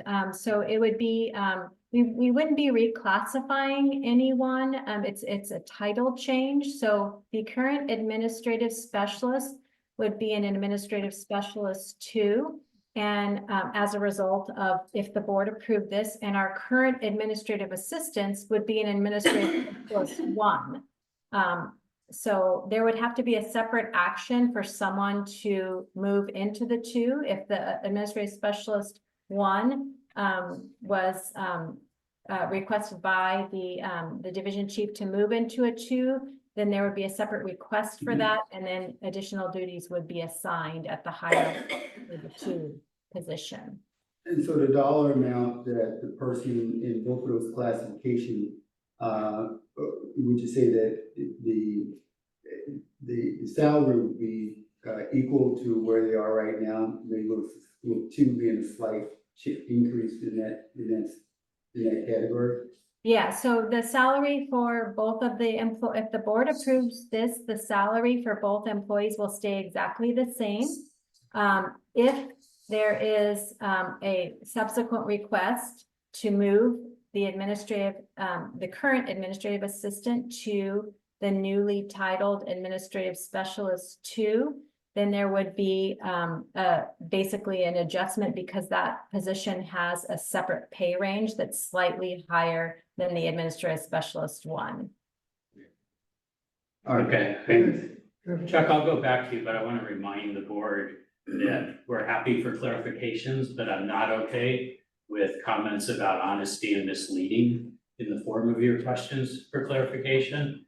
Those are making judgment calls against staff, and I would encourage you not to do that. If you have any further questions. Yeah, I didn't direct it at any staff person, just felt that the staff report wasn't fully disclosing of the situation. So let me make sure I'm clear. The attachment A, that's the administrative assistant, is that being superseded? Yeah, so basically there's, I think, the three attachments. One is the administrative assistant classification, one is the administrative specialist classification, and then the third attachment is the combination of the 2, which is administrative specialist 1/2. So we basically just combined the 2. It's not new language, it's just the combination of the 2 into one kind of flexibly staffed series. But in the future, you won't use the administrative assistant or just the plain administrative specialist anymore, is that correct? Yeah, that's correct, because now we have kind of this updated title, so we wouldn't have an administrative assistant or administrative specialist. It would be either administrative specialist 1 or administrative specialist 2. Okay, well, I just have a comment then on the administrative specialist 1, which borrows language from the administrative assistant. It calls it an entry-level position and so forth. It sticks in my craw when I see what teachers are paid and so forth, to see that this person's gonna make over $80,000 a year for an entry-level position. The person answers telephones. I think that's too much, and I know I'm not gonna change anybody's mind here, but I think that's way out of line, considering kind of what community norms are. Okay, I don't think we're here to revisit the salary levels of people, because those aren't really changing. Do we have a motion on this? Do we have a second? Second. Okay, and I will call for the vote. I think we've discussed it enough. Yeah, we need a I'll second second for the for call for the vote. calling the vote. All in favor of calling for the vote? Aye. Against? Okay, so we can now vote on the adoption of the resolution. It was moved by Virginia and seconded by Robert. Sorry, I just lost track of who did the motion. Bob. And second, all in favor of adopting the resolution? Opposed? Okay, so it's adopted unanimously, and we'll move on to item number 11 on the agenda, updated the temporary employee status for CalPERS enrollment. Yeah, I will start this and then turn it over to Francine. Again, I'm trying to remember, did we take this to finance? Is that correct? This one was mentioned at No, finance. I think it's from HR. This one was from HR. Oh, my apologies. Oh, got it. It came up during our agenda. Just wanted to share.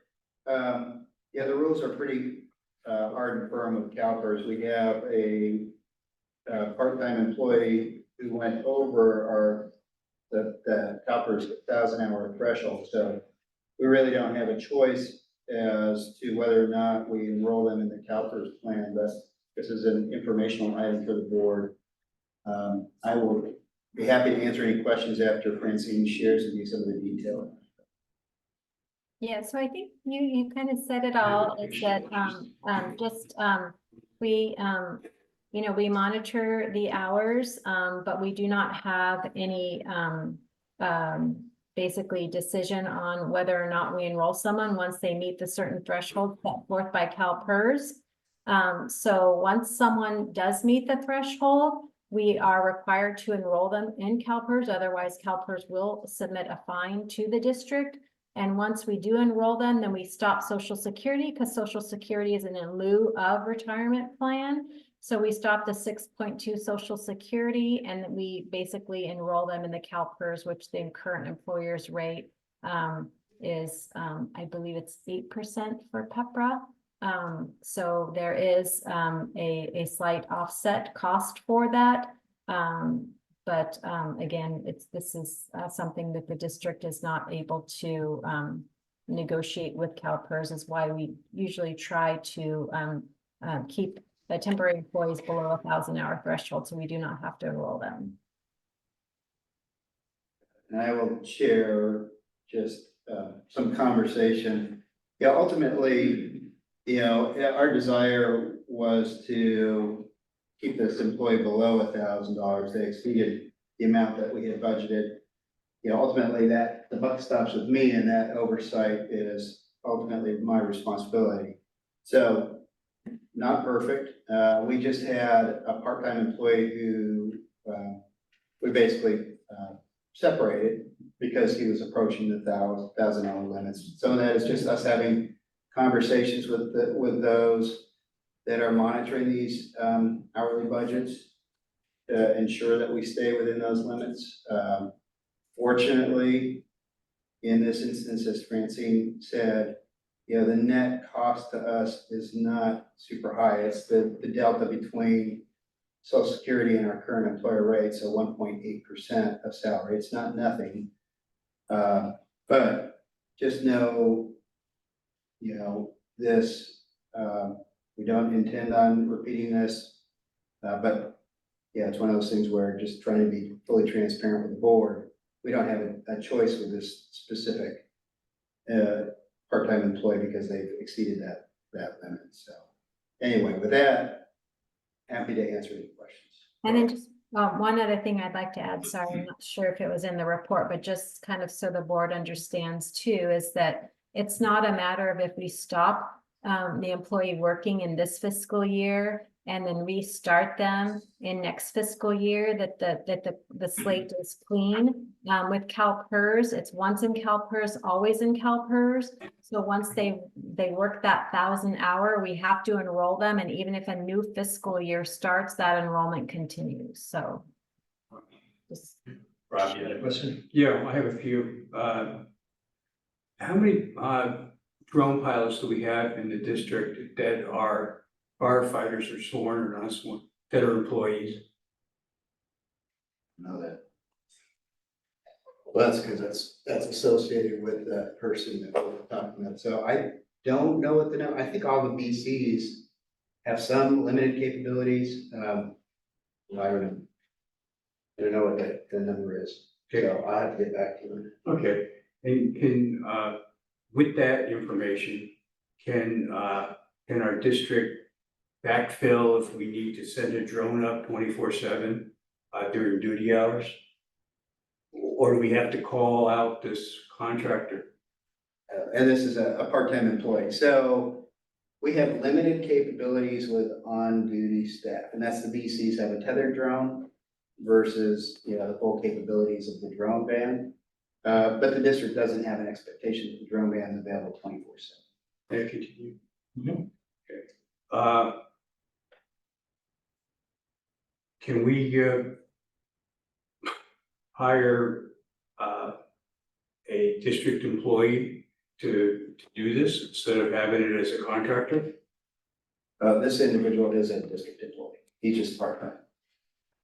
Or can we make him a full-time employee and have him be an appropriate member? Is he a member of any of the labor groups or associations?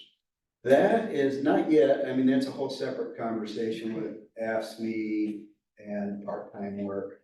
So that may be an issue at some point in time.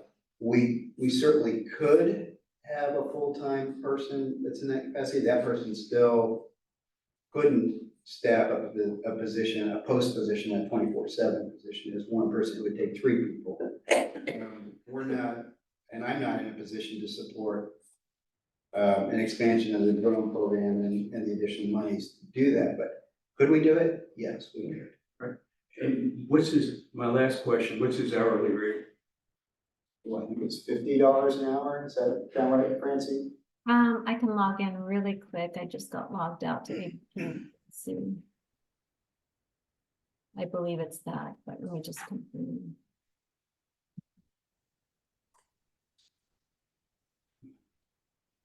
Sorry. Any other questions? Yeah. Well, she's looking that up. Good.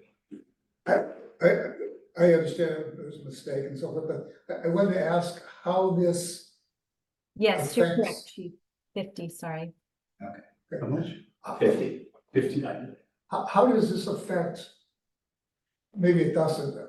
I know CalPERS has its own rules. Does this person change from being a temporary employee to a permanent employee at any point? No. No, He still has the same amount of time in order to vest in CalPERS if required, and it doesn't change his status. Okay, and is there any benefit to us to have, now that the person is CalPERS, is there any benefit of temporary versus permanent? Or it would change now. That's all I want to know. Thank you. Yeah, my only comment on this one is I appreciate staff kind of looking at it from a perspective of, hey, we need to make sure this kind of thing doesn't happen. My personal experience, having been a temporary employee in the district in the past, was that responsibility at the time was put on the employees themselves to stay under the limit as well. So to some extent, when you have a temporary employee that then puts the district in this position, that employee hasn't exactly done what's expected of that employee as a temporary employee. So some of the burden of responsibility is on the temporary employee to manage their hours such that this doesn't happen. Sure. So I appreciate staff taking responsibility, but I just want to be clear because I think what that may affect down the road is you have to avoid this kind of particular CalPERS situation, is just making it abundantly clear to temporary employees that they have a responsibility to not allow this to happen. I think we will, do the two-pronged approach where both it's the person managing the program and Exactly. I don't think that was adequately shared with the part-time employee that we're talking about. But yes, for future. Yeah, that's. Yes.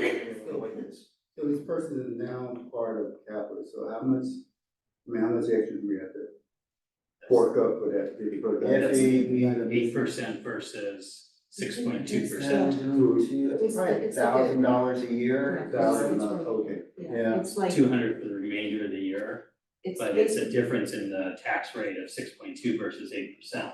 for social security, that's the difference. Yeah, that goes on, but that goes on to Francine's point, that goes on into the future. That Correct. we continue to pay the 8% instead of the 6.2% Right. in the future. The partial year is 200, so annualized it Wow. would probably be less than Like that. So it would be Well, that was based my on question. up to you'd be based on up to the 1,000 hours for this. Well, if he worked 1,000 hours at $50 an hour, it's $50,000 and 1.8% times that is $900. So And so that, Yeah, that's, definitely. that's the number. Whether he goes over and does 1,200 hours next year or works 800 hours next year, it's still gonna be, we'll pay 1.8% additional. Right, that's Uh, in perpetuity. Yeah, for as long as he works. Yeah, that's what Francine, I think, was saying is, once you're in the once you've You're in. triggered it and you're in CalPERS, you're now in CalPERS. Even if he only works 300 hours next year, those 300 hours are in CalPERS. Just the same if he works 2,000 hours, so the CalPERS limit doesn't apply anymore. He's forever in CalPERS. in CalPERS, he's At the forever 8% embraced in the rate. CalPERS system now. Yes. The district has all the rights in the world to limit his hours. Right. He's a temporary employee. One more. Virginia, did you? I just wanted to confirm that Maybe. $900. Okay. Cause I had the $200 for the remaining few months in this year, Yeah. so the On a year, on an annual basis, that's assuming he's held Yeah, for at the 1,000 fiscal hours, year. you it'll have be about $900. $900. Yeah. Chuck, did you have any further questions? No, I'm satisfied. Okay. And Rob? No, if a drone's needed, who would be the call-out person? Would it be the battalion chief? To authorize the use of the drone? So I think that's it, unless you know. I just want to be careful that we're not evaluating the drone program here. We're No, we're evaluating evaluating the how CalPERS, The CalPERS status, the situation status of the employee. of an employee. So we can have a drone topic on the future agenda, but if you're about done, let's finish, I can move on. Well, you want me to rephrase my question? How about, are there any guidelines, since this is an employee that went over the CalPERS limit, is there any guidelines for call outs? Even if it's the drone program or a temporary employee, is it the on-duty battalion chief that takes responsibilities, or the division chief? I think the reality is there aren't clear guidelines, and that's part of the problem with why we went over that. So we happen to have somebody that's engaged that lives in our district and is willing to respond after hours. And our firefighters really appreciate the drone ban and that, all the technology being there. And so that's part of the reason why we go over it, because, yeah. Yes, Richard. I think too, Francine, is it not correct that they have to be vested for 5 years to be in CalPERS for life? And if they're not in it for 5 years, then they would be completely out of CalPERS? Yes, so any work they perform at a CalPERS agency, they'll be required to be enrolled, but they don't vest until 5 years. Okay. And then just to respond to Director Solano's question about the drone pilots, I'm looking on the roster right now, the 2024 roster, and it looks like, according to my quick calc in the dark, it's 11 drone pilots that we have in the roster. Okay, thank you. I'm going to close this discussion. It was an update. Thank you for the update on this. And we'll move on to the discussion of the new programs, sponsoring firefighters and engineers to attend paramedics. And I believe this was the chief and the HR committee. This is mine, and what I'm hoping to do with the board is share some ideas and some solutions on how we can attain more qualified paramedics being in our fire district. This was something I wrote and brought forward to the HR committee to get some input and to find out the level of support, and there's support from the HR committee. Here's, without reading the report, just kind of give you an idea of what's going on in the California Fire Service. This is happening everywhere. There's a pretty significant paramedic shortage. There was one prior to COVID starting, and it was made significantly worse by COVID with the shutting down of the paramedic schools and the Great Resignation and a variety of different things. So, you know, when we put out applications for our recruitment, you know, we're certainly interested in getting qualified paramedic candidates as firefighter recruits. And what we're finding is that the numbers are decreasing, and, you know, we have an option. We could hire people that are only paramedics, and then the quality of our candidates, if that's our pool, is less. The likelihood that we'll be able to select a group of candidates that's somewhat reflective of the communities we protect is lower. One of the solutions, you know, currently we have a paramedic sponsorship program that's in the District 10 MOU that will allow an individual who's a firefighter or an engineer to attend paramedic school. And what the district will do is they will, if their classes are on an on-duty shift, you know, or one of their on-duty shifts, the district will cover their time. But what happens is the remainder of the time for studying, or if their class happens to be on their 4 days off, maybe 2, the employee goes on their own time. So it only covers a portion of their shifts, and I think I talk about it in here when I talk about the costs. Right now, the current program will cover on average 41 shifts out of a 12-month program. That's 41 out of 120 shifts that the employee is normally required to work. And there's also a $10,000 stipend that's offered to the individual going through the sponsorship, and it's based on certain milestones. So the challenge is right now, in the history of the program, and it's been going on for, I think, almost 10 years, is that we've only had one individual successfully go through the program. We have another one in it right now, and we're hoping he will be successful, but over the course of 10 years, it's just not meeting our needs. Incentivizing people to raise their hand and go through paramedic school. And the primary reason for that, and this is just in conversations I've had here locally and then I had back in my last organization, is that going to paramedic school is a full-time job. Going to paramedic school and then also balancing, working 2/3 of your remaining shifts ends up becoming overwhelming, and as we can see, people aren't willing to do that, especially if they have a family. There's just so much sacrifice. The solution that many agencies are doing, and my last organization we did this, is we made going to paramedic school their full-time job. We basically put firefighters on a 40-hour work week, sent them down to UCLA Daniel Freeman, and actually paid for their lodging and said, your job is to go to school and study. And when you're done with school, to go do your internship, and then when you're all done with that, come back and work with us. We'll work on precepting you up to the appropriate level and then certify you. That's the basic ask here. I know in just having informal conversations with labor and others, there's a certain level of interest and excitement from people that have some seniority on that have been interested in becoming paramedics, but just couldn't do it with the workload and the impact on their personal lives. So the proposal would is for the district to cover all of their shifts while they're enrolled in paramedic school. So that would go from 41 24-hour shifts to 102. And that would allow them just to focus on that. The additional costs associated with that, and I think these are are pretty accurate.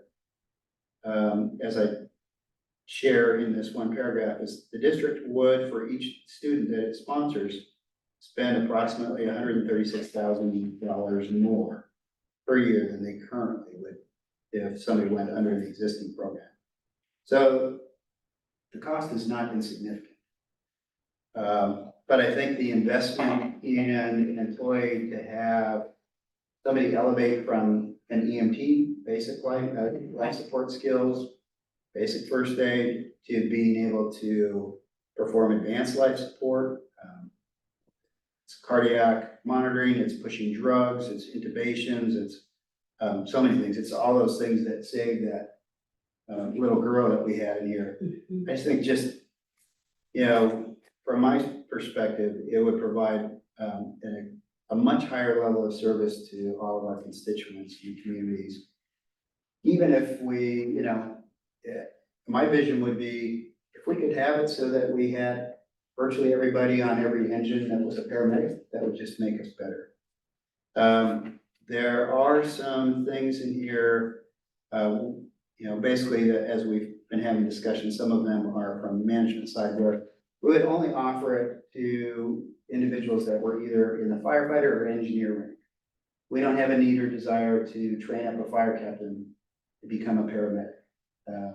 It's nice for those that promote up into that rank for them to have that skill, especially when they have all hands on deck call, but we don't need to spend the time and money and effort to make that a priority for us. A captain's primary responsibility is scene safety and command, and it's not, full-on engagement and, high-level ALS call. So we would limit it to a maximum of 3 individuals per year. We would work out with labor appropriate selection process. We would also ensure that we have a high level of certainty that somebody that we put into paramedic school would be successful. So there'd be some initial testing processes, because not everybody is meant to be a paramedic. And some people don't, even though they may have the desire, they may not have the aptitude. So there'd be some test that was agreed upon with labor that would at least test their aptitude for success in an ALS program. And then we'd work out a fair and equitable manner for school.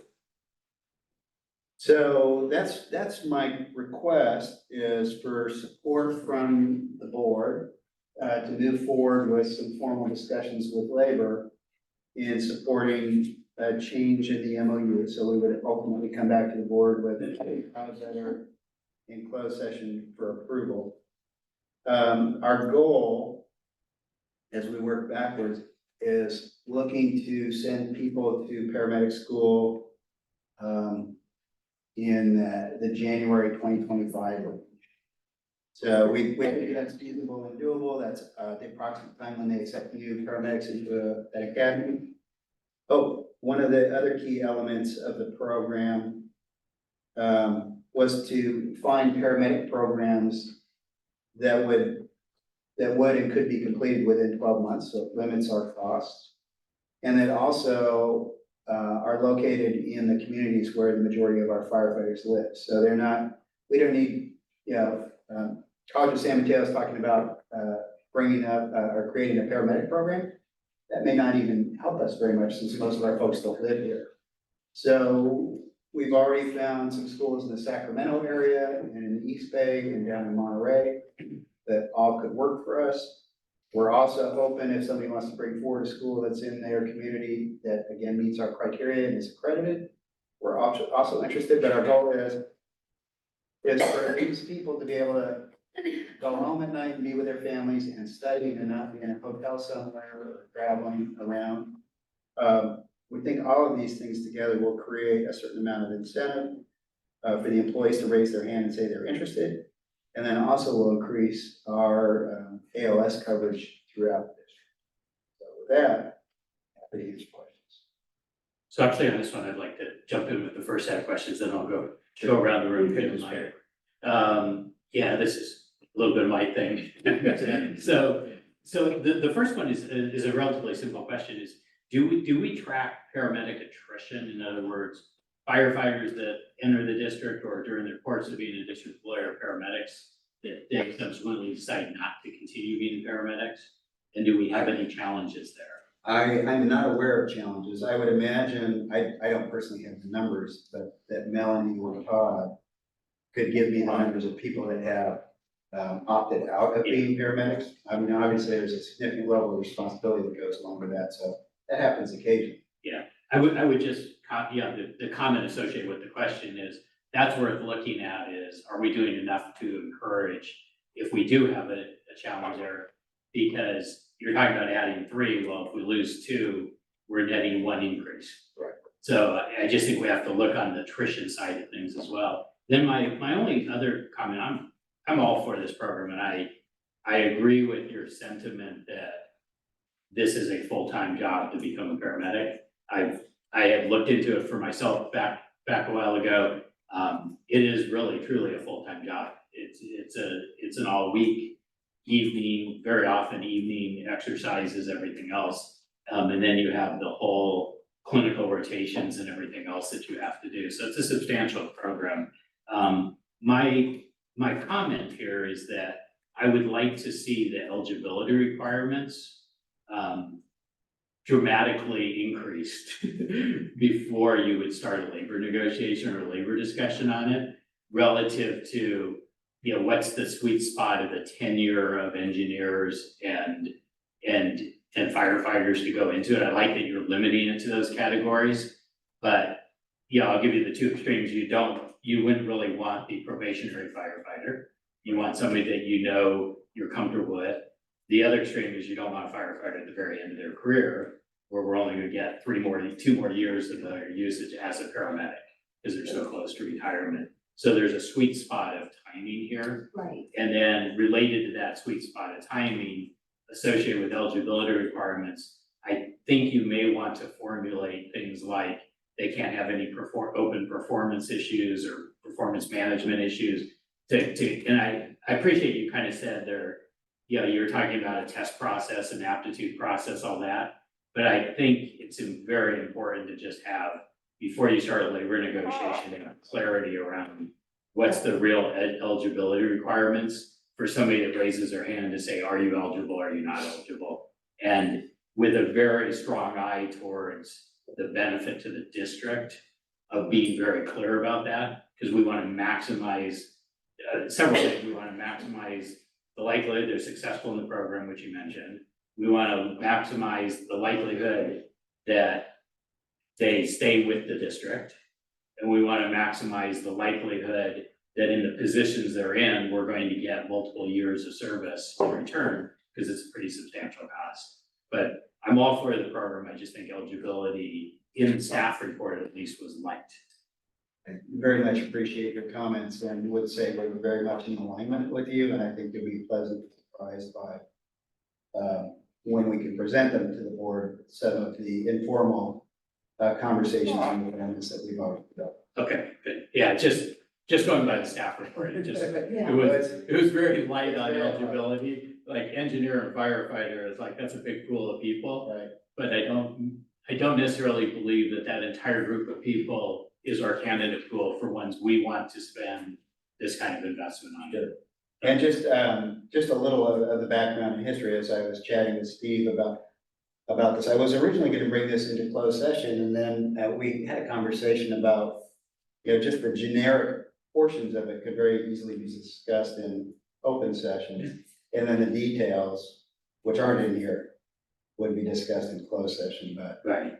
yes, again, that return on investment, success, all those things are very important. Yeah, I mean, I think there's solid rationale for it, given the men's paramedic, you know, shortage that's across everybody's facing it. So fire, ambulance, everybody's struggling on it.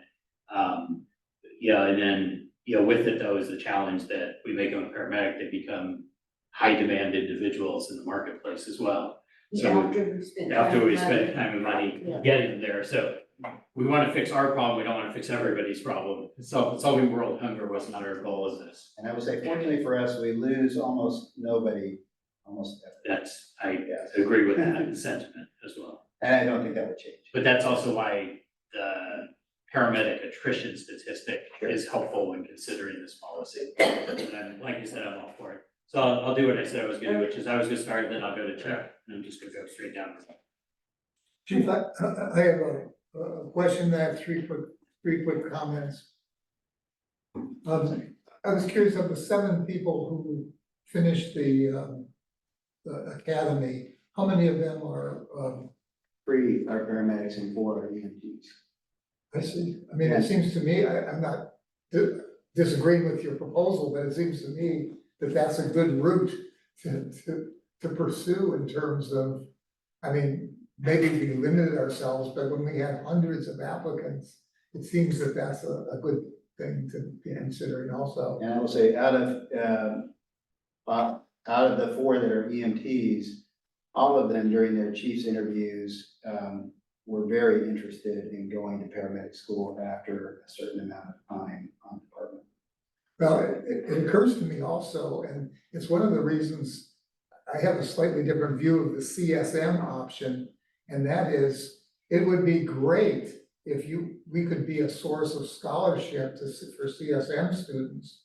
And I know they're students and they're not very far along in their career, but they're cheaper, they're not professionals yet, and it would cost us less in terms of support.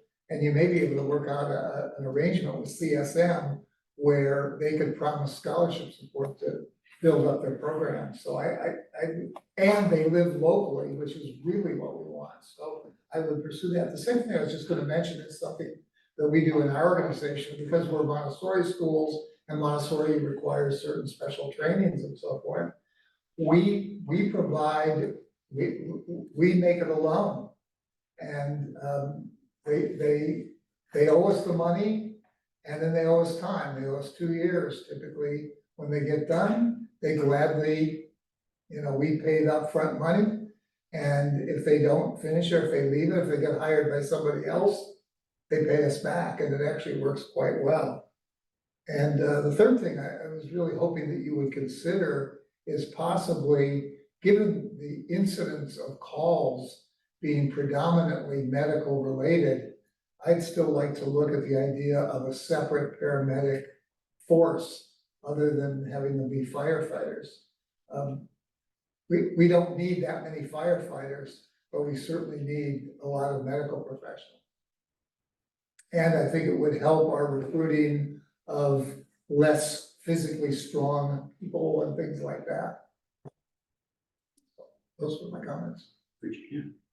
Well, I totally agree with what Gary is saying here, in terms of eligibility. That was like my thought as well when I was reading this. So, if we go into more detailed discussions, yeah, I mean, that would be something that I would, have questions about.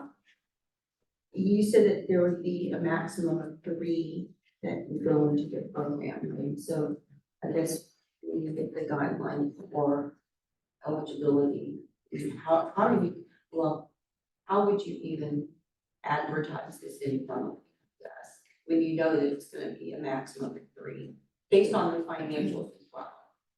Yeah, and part of the calculus would be a return on our investment. Some of it would have to do with seniority, some of it would have to do with their written scores on the written test. Part of it would be an interview panel.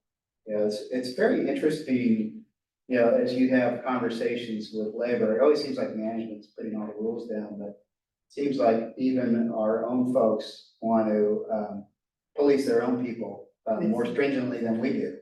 And create, yes, yeah. Yeah. So this would be like a captain's list or a VC list. There would be It'll a be, full qualification process to get on the list. yeah, It'll be eligible for the program. it'll be very competitive, and That's it will not be seniority based. There may be some elements of seniority that weigh into that, but primarily it's. Okay. Thank you. Robert? Rob? Joe? As I said in the HR meeting, I'm fully in favor of this program. You had told us that with the 31 that you surveyed, 13 were interested in the program, I think, of the HR committee, which is great.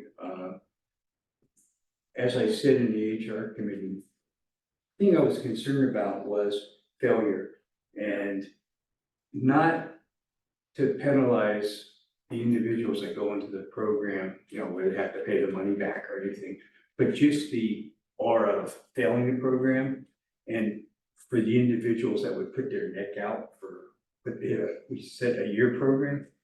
I mean, being from law enforcement, when you it's a program that's pretty important, you know, that's a concern that I have, is the peer pressure that someone that would fail the program would have within the group. But as I said before, you know, the more paramedics trained, the better. So thank you for this program. And oh, and you also told us the current program was a failure. You didn't get anybody involved in it, so we're kind of at this juncture now. Thank you. Any other comments? Chief, did you get what you needed for I the did. discussion? Okay, then We'll be back to you in closed seconds.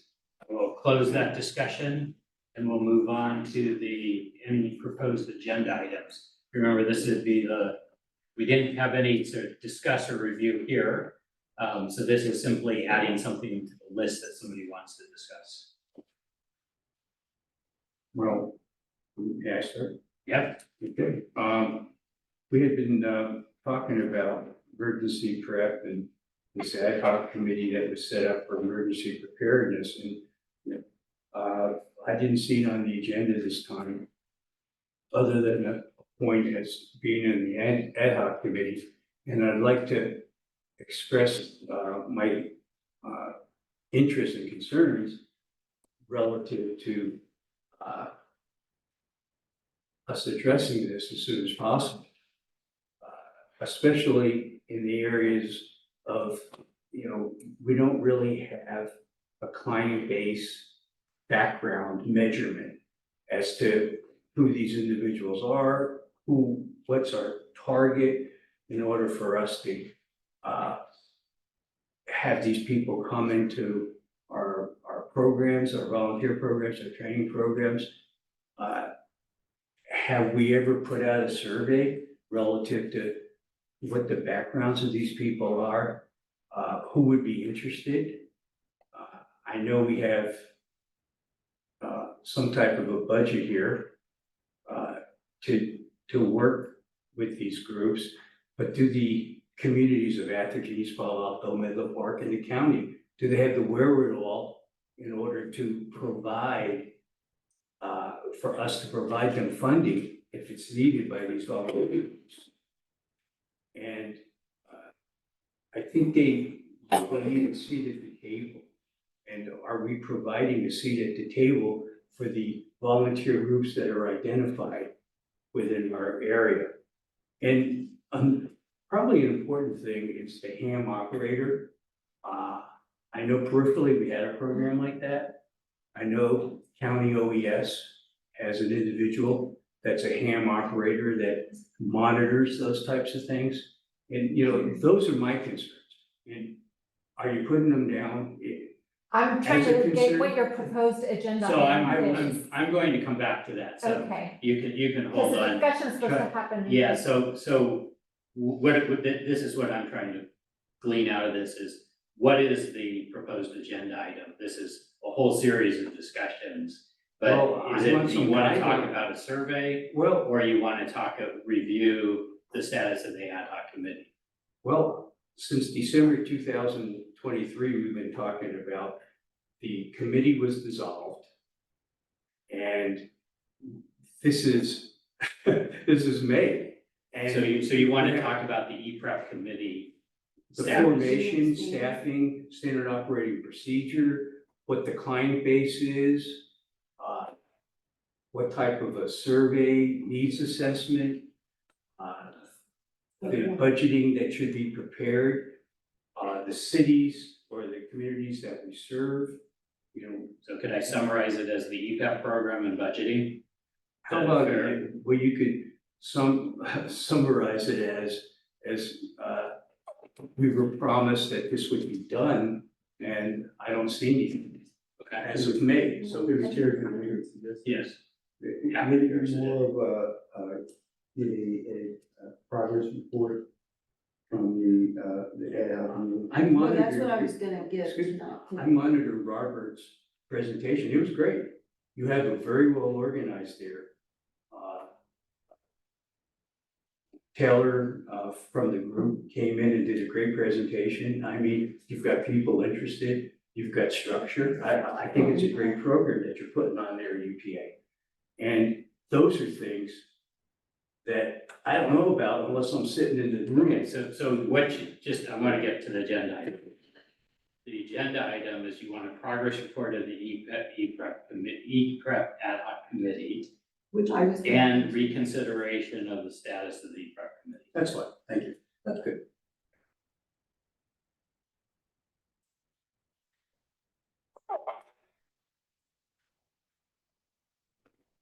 We'll let someone else talk. And have No, I someone was else- gonna give an update on the E-Prep ad hoc tonight. Okay, I, Michelle, did you get that? Yes, Okay, and the ISO, that's, I mentioned- that's already in the pre-done. So we have a sketch. but it hasn't been on any of our agendas. The It was ISO. on our agenda last meeting. We voted to have the chief review it, and it's subject to scheduling. So I'm not sure what, we're going to schedule it into one of the meetings where we have room and where it fits in the agenda. Okay. Let's not Which forget. is the process. We're not forgetting anything. We have a list. The fact that I know that we approved it as an item should tell you I haven't forgotten. Of course, thank you. Robert, I don't have anything. Virginia, For a proposed agenda item. no. proposed agendas. I Chuck? don't have. Okay, and I have none. Okay, so we have one proposed agenda item topic that is kind of two things, but all blended, so. Okay, we'll move on to committee reports, starting with the Human Resources Committee. okay. Robert and I met, basically, we've gone over all the items, right, Robert? Can you add anything that you want? No, I think we kind of exhausted that meeting already. I think we covered it all. Thank you. Okay, so nothing for the report. Robert, facilities? So I think the chief, Gary and I, along with a couple of staff members, I was pleasantly surprised to see that the staff had brought before us renderings, schematics of the building, future building, this site. And both, two design schemes. One shows an underground facility parking and one without. And I think at our June meeting, I think staff is gonna come and make a presentation, their presentation about, showing you the schemes, the layout. Talking a little bit about preliminary, what the budget's been with, on both schematics, what it would actually entail or cost. I think we still need some work on that. There are still some, few items that need to go into the budget that we haven't gotten to, that staff is working on. Because there's still further investigation that needs to be done about soil condition of the site, where they can expand ongoing parking, as well as, giving other, identifying other permits and things of that nature from the city that is necessary and needed. Before really concrete, 99%, completed project, we really brought to the board for final, for approval. So, of course, staff is going to be doing a further analysis about the numbers and other. No, the only other thing that I think is planned as part of that presentation is just talking about longer term capital needs for other major capital projects that maybe you said this and I zoned out, that would conflict with us embarking on such a large project at this point. In other words, it's gonna take a lot of capital. The question is there other capital projects on the horizon that would intersect this spending? And Chiefs could provide some additional data on that. Right now, there's a large chunk of, one estimate of cost is pretty substantial. They're both pretty substantial. The small project and the big project are both substantial. So we really gotta pay attention and try to focus on what that financing cost is gonna look like, or could look like. Especially in light of, the presentation today in terms of what we're trying to do with capital needs or, that's being projected for the numbers, for CalPERS, so. Chief, is there anything else that? We're looking forward to a robust conversation about the project, and right now we're building, I think it's gonna be a 13-year capital needs plan, so the board can have some comfort in seeing what, beyond just the Station 1 rebuild, what else is coming. And I think the board will also be pretty impressed with the options too. Yes, the numbers are big, for sure. But I think when we also share with you some of our projections for our CIP reserves and how we can fund it, it looks feasible, but we're gonna present a lot of information for the board. There won't be any requirement for commitment from the board at the June meeting, other than to move to a next step. It's not a commitment to build or spend money, but it's kind of that next step with the architect on firming up plans and getting a real outside cost estimator to give us estimates, et cetera, so we can make decisions. It'll be a good conversation at our June meeting. Facilities report. Thank you, Robert. You're welcome. I mean, sorry, finance report. They both start with Fs. Pretty much everything that we set out to do, we did, so I'm glad that we approved the UNL, the UAL plan, 10-year fresh start, I mean. Yeah, I don't think there's there's nothing to anything, add. there's nothing discussed in finance that wasn't raised here. Right, and Other voted than, on other than and a deep, adopted. that to Virginia's point, I think we took a really deep look at the 10-year virtual. Yeah, We got into the devils in the details, and it's the right decision, so I'm Yeah. glad the board supported that. yeah, but that's all I, Okay, so liaison reports, we'll move on. Town of Atherton, that's mine. I just want to thank Chief Johnson for his work with Atherton Town, the town center for the Earth Day. I actually made the stroll over there. I followed the instructions and I walked to the event, so I didn't drive my car. And the participation around the event with with our prevention folks and kind of disaster prep folks, everybody else was really good. Kind of fun watching kids extinguishing the little fires at the stovetop that were set up, and using the fire extinguisher. So it was well attended.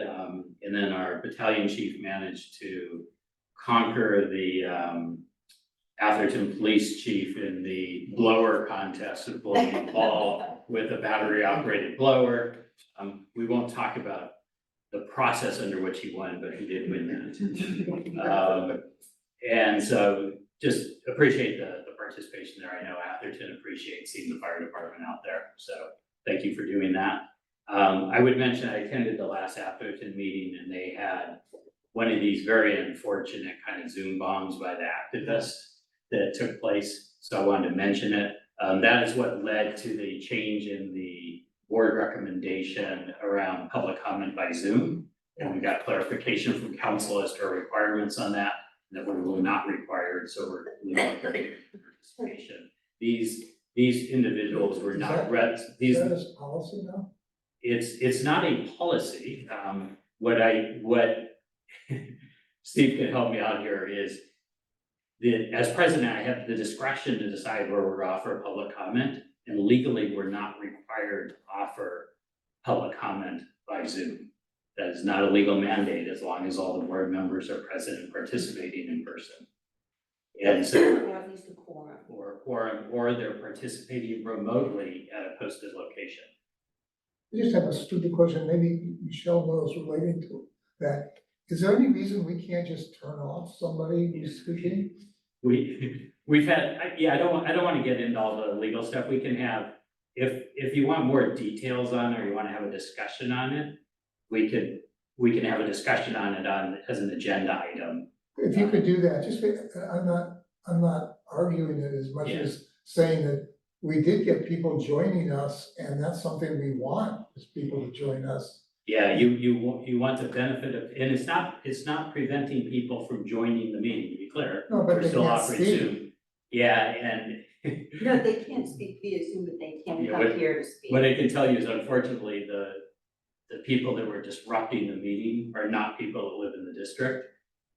While it was going on, I was doing Google searches, this is happening nationwide, they're not local district residents. I So, understand. but we can, what I recommend is, unless you want to, if you make a quick comment, we can just. No, put it on I don't agenda. want to make a quick comment. I Yeah. would like to do this as an agendized. Yeah, we'll do it as an agenda item Okay, thank you. if there's concern about that shift.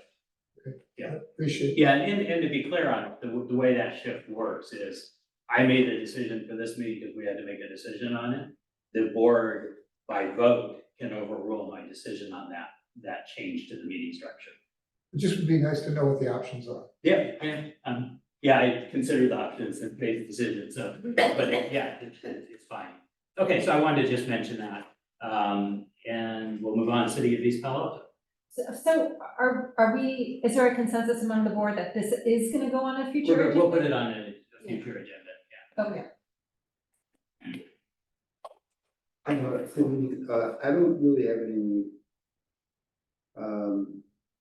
real issues or bring up before the board, other than the city's has been distracted over the last couple of weeks regarding the campaign that's going on against the city taking over the sanitation district,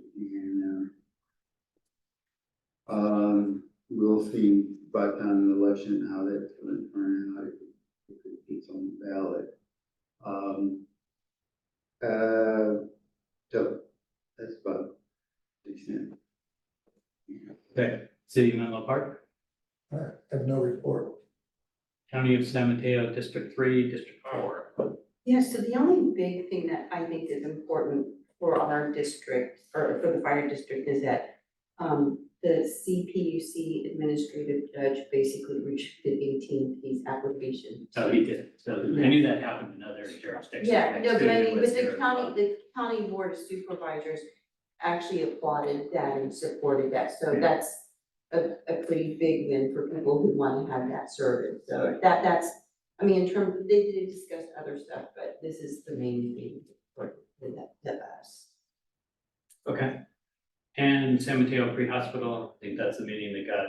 We're gonna try again, right, Chief? Delayed, try again. We're gonna try again in June 5th or something. We have to, because we have to ask about. Right, so Exactly. nothing else to report then. Okay, Thank you. so we'll move on to ad hoc committee reports, and that's the ad hoc is the Yeah. only ad hoc committee we currently have. So Gary, kind of when we had our meetings to try to get input about what the district's programs, should look like for emergency preparedness and community preparedness. Gary kind of put together this draft document, and I actually put a draft together into a policy type of format, which is literally a draft, and really that's where we are. And so next month at the June meeting, we should have a draft that will be presented to the full board. That's pretty much it at this point, but it kind of outlines, some main points that include the CERT's role, communications via social media. I mean, these are just some of the high level things right now, but you'll see, I was trying to format it in a policy format, which we might have to use your help, Steve, to get it in a more official format if we need to, I don't know, but I'm hoping to bring a draft to the board next month so that there could be a first look at it by the board members. So if you're expecting a more fulsome discussion on the particular topic, maybe it's worth putting something on the agenda Well, rather I than think just having Rod- it be Yeah, so committee report. Yeah, so. yeah, so what Rod Rod's asking for is asked for something, it, so is that- actually that's- something different. Well, Um, so we can. Which is, so, but we can put, we have the ability to put on the agenda the emergency draft policy. Policy, yeah, Yes, we it should is. do that, We can move that from ad hoc committee to. Great, thank you. yeah, so that, so I'm not trying And, to, and then what I would recommend is that staff's been involved. We had a whole series, the process was a whole series of meetings of which I recorded essentially notes to all the meetings and all the different discussions. I drafted it kind of into guidelines. Virginia kind of drafted it into more of a policy type Format. document. And now what we'd like to do is hand it back to staff in preparation for the June meeting to yes. finalize it as a policy recommendation for the board, along with an appropriate staff So the, report. yeah, so I just have If to that's, add, if that's doable in the 3-week window, which, well, I given where should it have is, I that think it by is. the end of this week for y'all. I mean, the thing I have to add is actually ironically enough is something about the ham radio thing that Heather brought up in our or in an email. and So I forgot to add. I that. added it and it got lost Yeah. in the next revision, so. Yeah, We've been kind of sharing the work on this, and then what Chief Johnson, I think, will look for from you is just kind of, putting it into your policy words. Mhm. And then, whatever form of staff report that you think is appropriate, present with it at the next meeting. yeah, that's what I want to present at the next Yeah. meeting, just this draft. So I'll send it to you, Mark, John, and Gary. And Chief, you keep it okay in with our- that approach? I mean, it's pretty much done, I just have to add the ham radio section. But it's in the. It doesn't mean all the board members will like the recommendation, what I'm saying, but it'll be a No, in recommendation. terms of the draft is pretty much done, I just have to Yeah. add that. And Good enough. there's one other section I wanted to add with regard to communications and the chain of command issue, possibly with our board policy. Yes, sir. So maybe I missed it, are we drafting a policy statement or are you drafting a whole program? The role of emergency and community preparedness for the fire district in terms of policy. No, well, there's a policy statement and a mission in the policies that we came up with in conjunction with staff, which would include John Johnson, the fire marshal, and also Heather, who's Heather Keller, the community volunteer coordinator. And It's a and little, the chief. it's a little bit of the way I characterize it's a little bit of what are we recommending we do and what are we not recommending we do? Establishing that high level policy, Chief Johnson would have a follow-up over a course of time to develop programs that meet the policy. Some of those programs are already well on their way, which is the good news. We're not starting from scratch. We're not starting from And scratch. nobody's standing still waiting for this policy. It's been kind of a working relationship to, as they've evolved as they hired their staff and evolved the programs that they started working on, those ideas are incorporated back in the recommended policy by the board. I would say a lot of them are because they're already Yeah. doing things on an operational level. But you got a good Which is insight from the important. chief's report, so, Yeah. yeah. Okay, and then any reports or requests of directors? Yes. Go ahead. Okay, so, as the chief said, I attended the cadet graduation. We had 7 graduates out of a total of 16. And I have to tell you, Mark, I was so proud to be there. It was wonderful to see how accomplished our newly graduated cadets for our district. Every single one of them was impressive. I have to give a shout out to Sophie Simmons, who's the only woman out of the 16, and she's gonna be coming to Menlo Fire, so that was a kind of a proud moment as well. So thank you for including me in that. I was just impressed with the whole program, and I hope that other board members will go to this graduation. Let's see, just a quick LAFCO report update. There were 2 MSRs that were approved. We just had a meeting last Wednesday. The one for the city of San Bruno and the Broadmoor Police Protection District. Tomorrow at 2:30 in the East Palo Alto Council Chambers, the protest hearing from the residents of the East Palo Alto Sanitary District. I guess that protest hearing is happening tomorrow, so, if anyone wants to go there, that's in at 2:30. And over the weekend, the chief knows this, I got a little message from someone in the neighborhood who wanted to, and literally who lives next door to Station 4, and they wanted to bring a 5-year-old visitor. And so, that was a lot of fun. They went over there and they loved it, and the crew was wonderful. And I just think that forming those strong relationships with immediate neighbors is really important. So thanks for helping to facilitate that. But they're literally next to the house that got torn down, so they're right there. That's all I have. But that was fun Thank you. for them. Any other reports or requests of directors? Okay, seeing no hands, no motion, I'll move on to the president's report. One is, I did have Academy graduation, they printed out the invite just to remind me. I appreciate Virginia attending that, and I appreciate the fact that we kind of ran the tables on the warrant, so it's nice to hear. Yeah, so thank you very much for that. Was that the graduation for new hires? That or was cadets? the Academy graduation. Academy For the graduates. I'm sorry, I meant Academy. Academy. Academy. Academy At graduation. Sacred Heart, it was on Sacred Heart on May 11th. So the 17 weren't new hires though. There were 16 16 graduating graduates. from the 7 Academy, no, of which 7 7 other being companies. seven are Menlo Park hires. Yes, Yes, Sorry. or not cadet. no, not, sorry, I meant Academy, I kept saying cadet, I sorry. think these Academy. are real firefighters wearing firefighter turnout gear and going to fire calls already. So Understand. I keep saying the cadets, but it's the Academy grad. Then I have just one item for the HR committee, which you may be doing already. Just a reminder, the HR committee has the responsibility to run the process for the chief's review. So I just want to make sure that that is on the list for that committee. And then I have one final item, and I'm going to read something. Michelle, I will give this to you, so you don't have to write all this down. But I will say it exactly as I have it written here, and then I'll hand it to you, if that's okay. Yeah.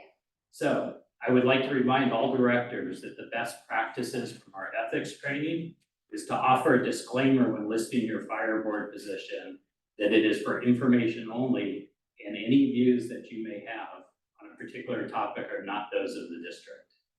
As it relates to the petition for the East Palo Alto Sanitary District, the use of the board title below Director Bernstein's signature could easily be construed to be the position of the fire district. I'd like the public record to reflect that the Menlo Park Fire Protection District Board of Directors has not had a board meeting discussion on this topic, and as such has no position regarding the future of the sanitary district. And again, remind all directors to be careful when using your board of directors position to not imply or suggest your personal views are those of the district. So just a reminder for everybody. Could I ask a question? Could you tell me what you're referring to? I've never put my board position on a letter that I know of. What- I would be happy to forward you the copy of it as a follow-up to this. It has your name, and then under your signature is your Menlo Park Fire District Board of Directors position. Mr. Chair, I mean, I received a letter also. It was forwarded to me. I have been asked by almost all of the city council members that whether they were surprised that we had endorsed that particular that particular document and support for the sanitation district, and I informed them we have not talked about it. This is the first that I heard about it, and so I felt very I felt embarrassed, number one. Felt kind of disappointed that they would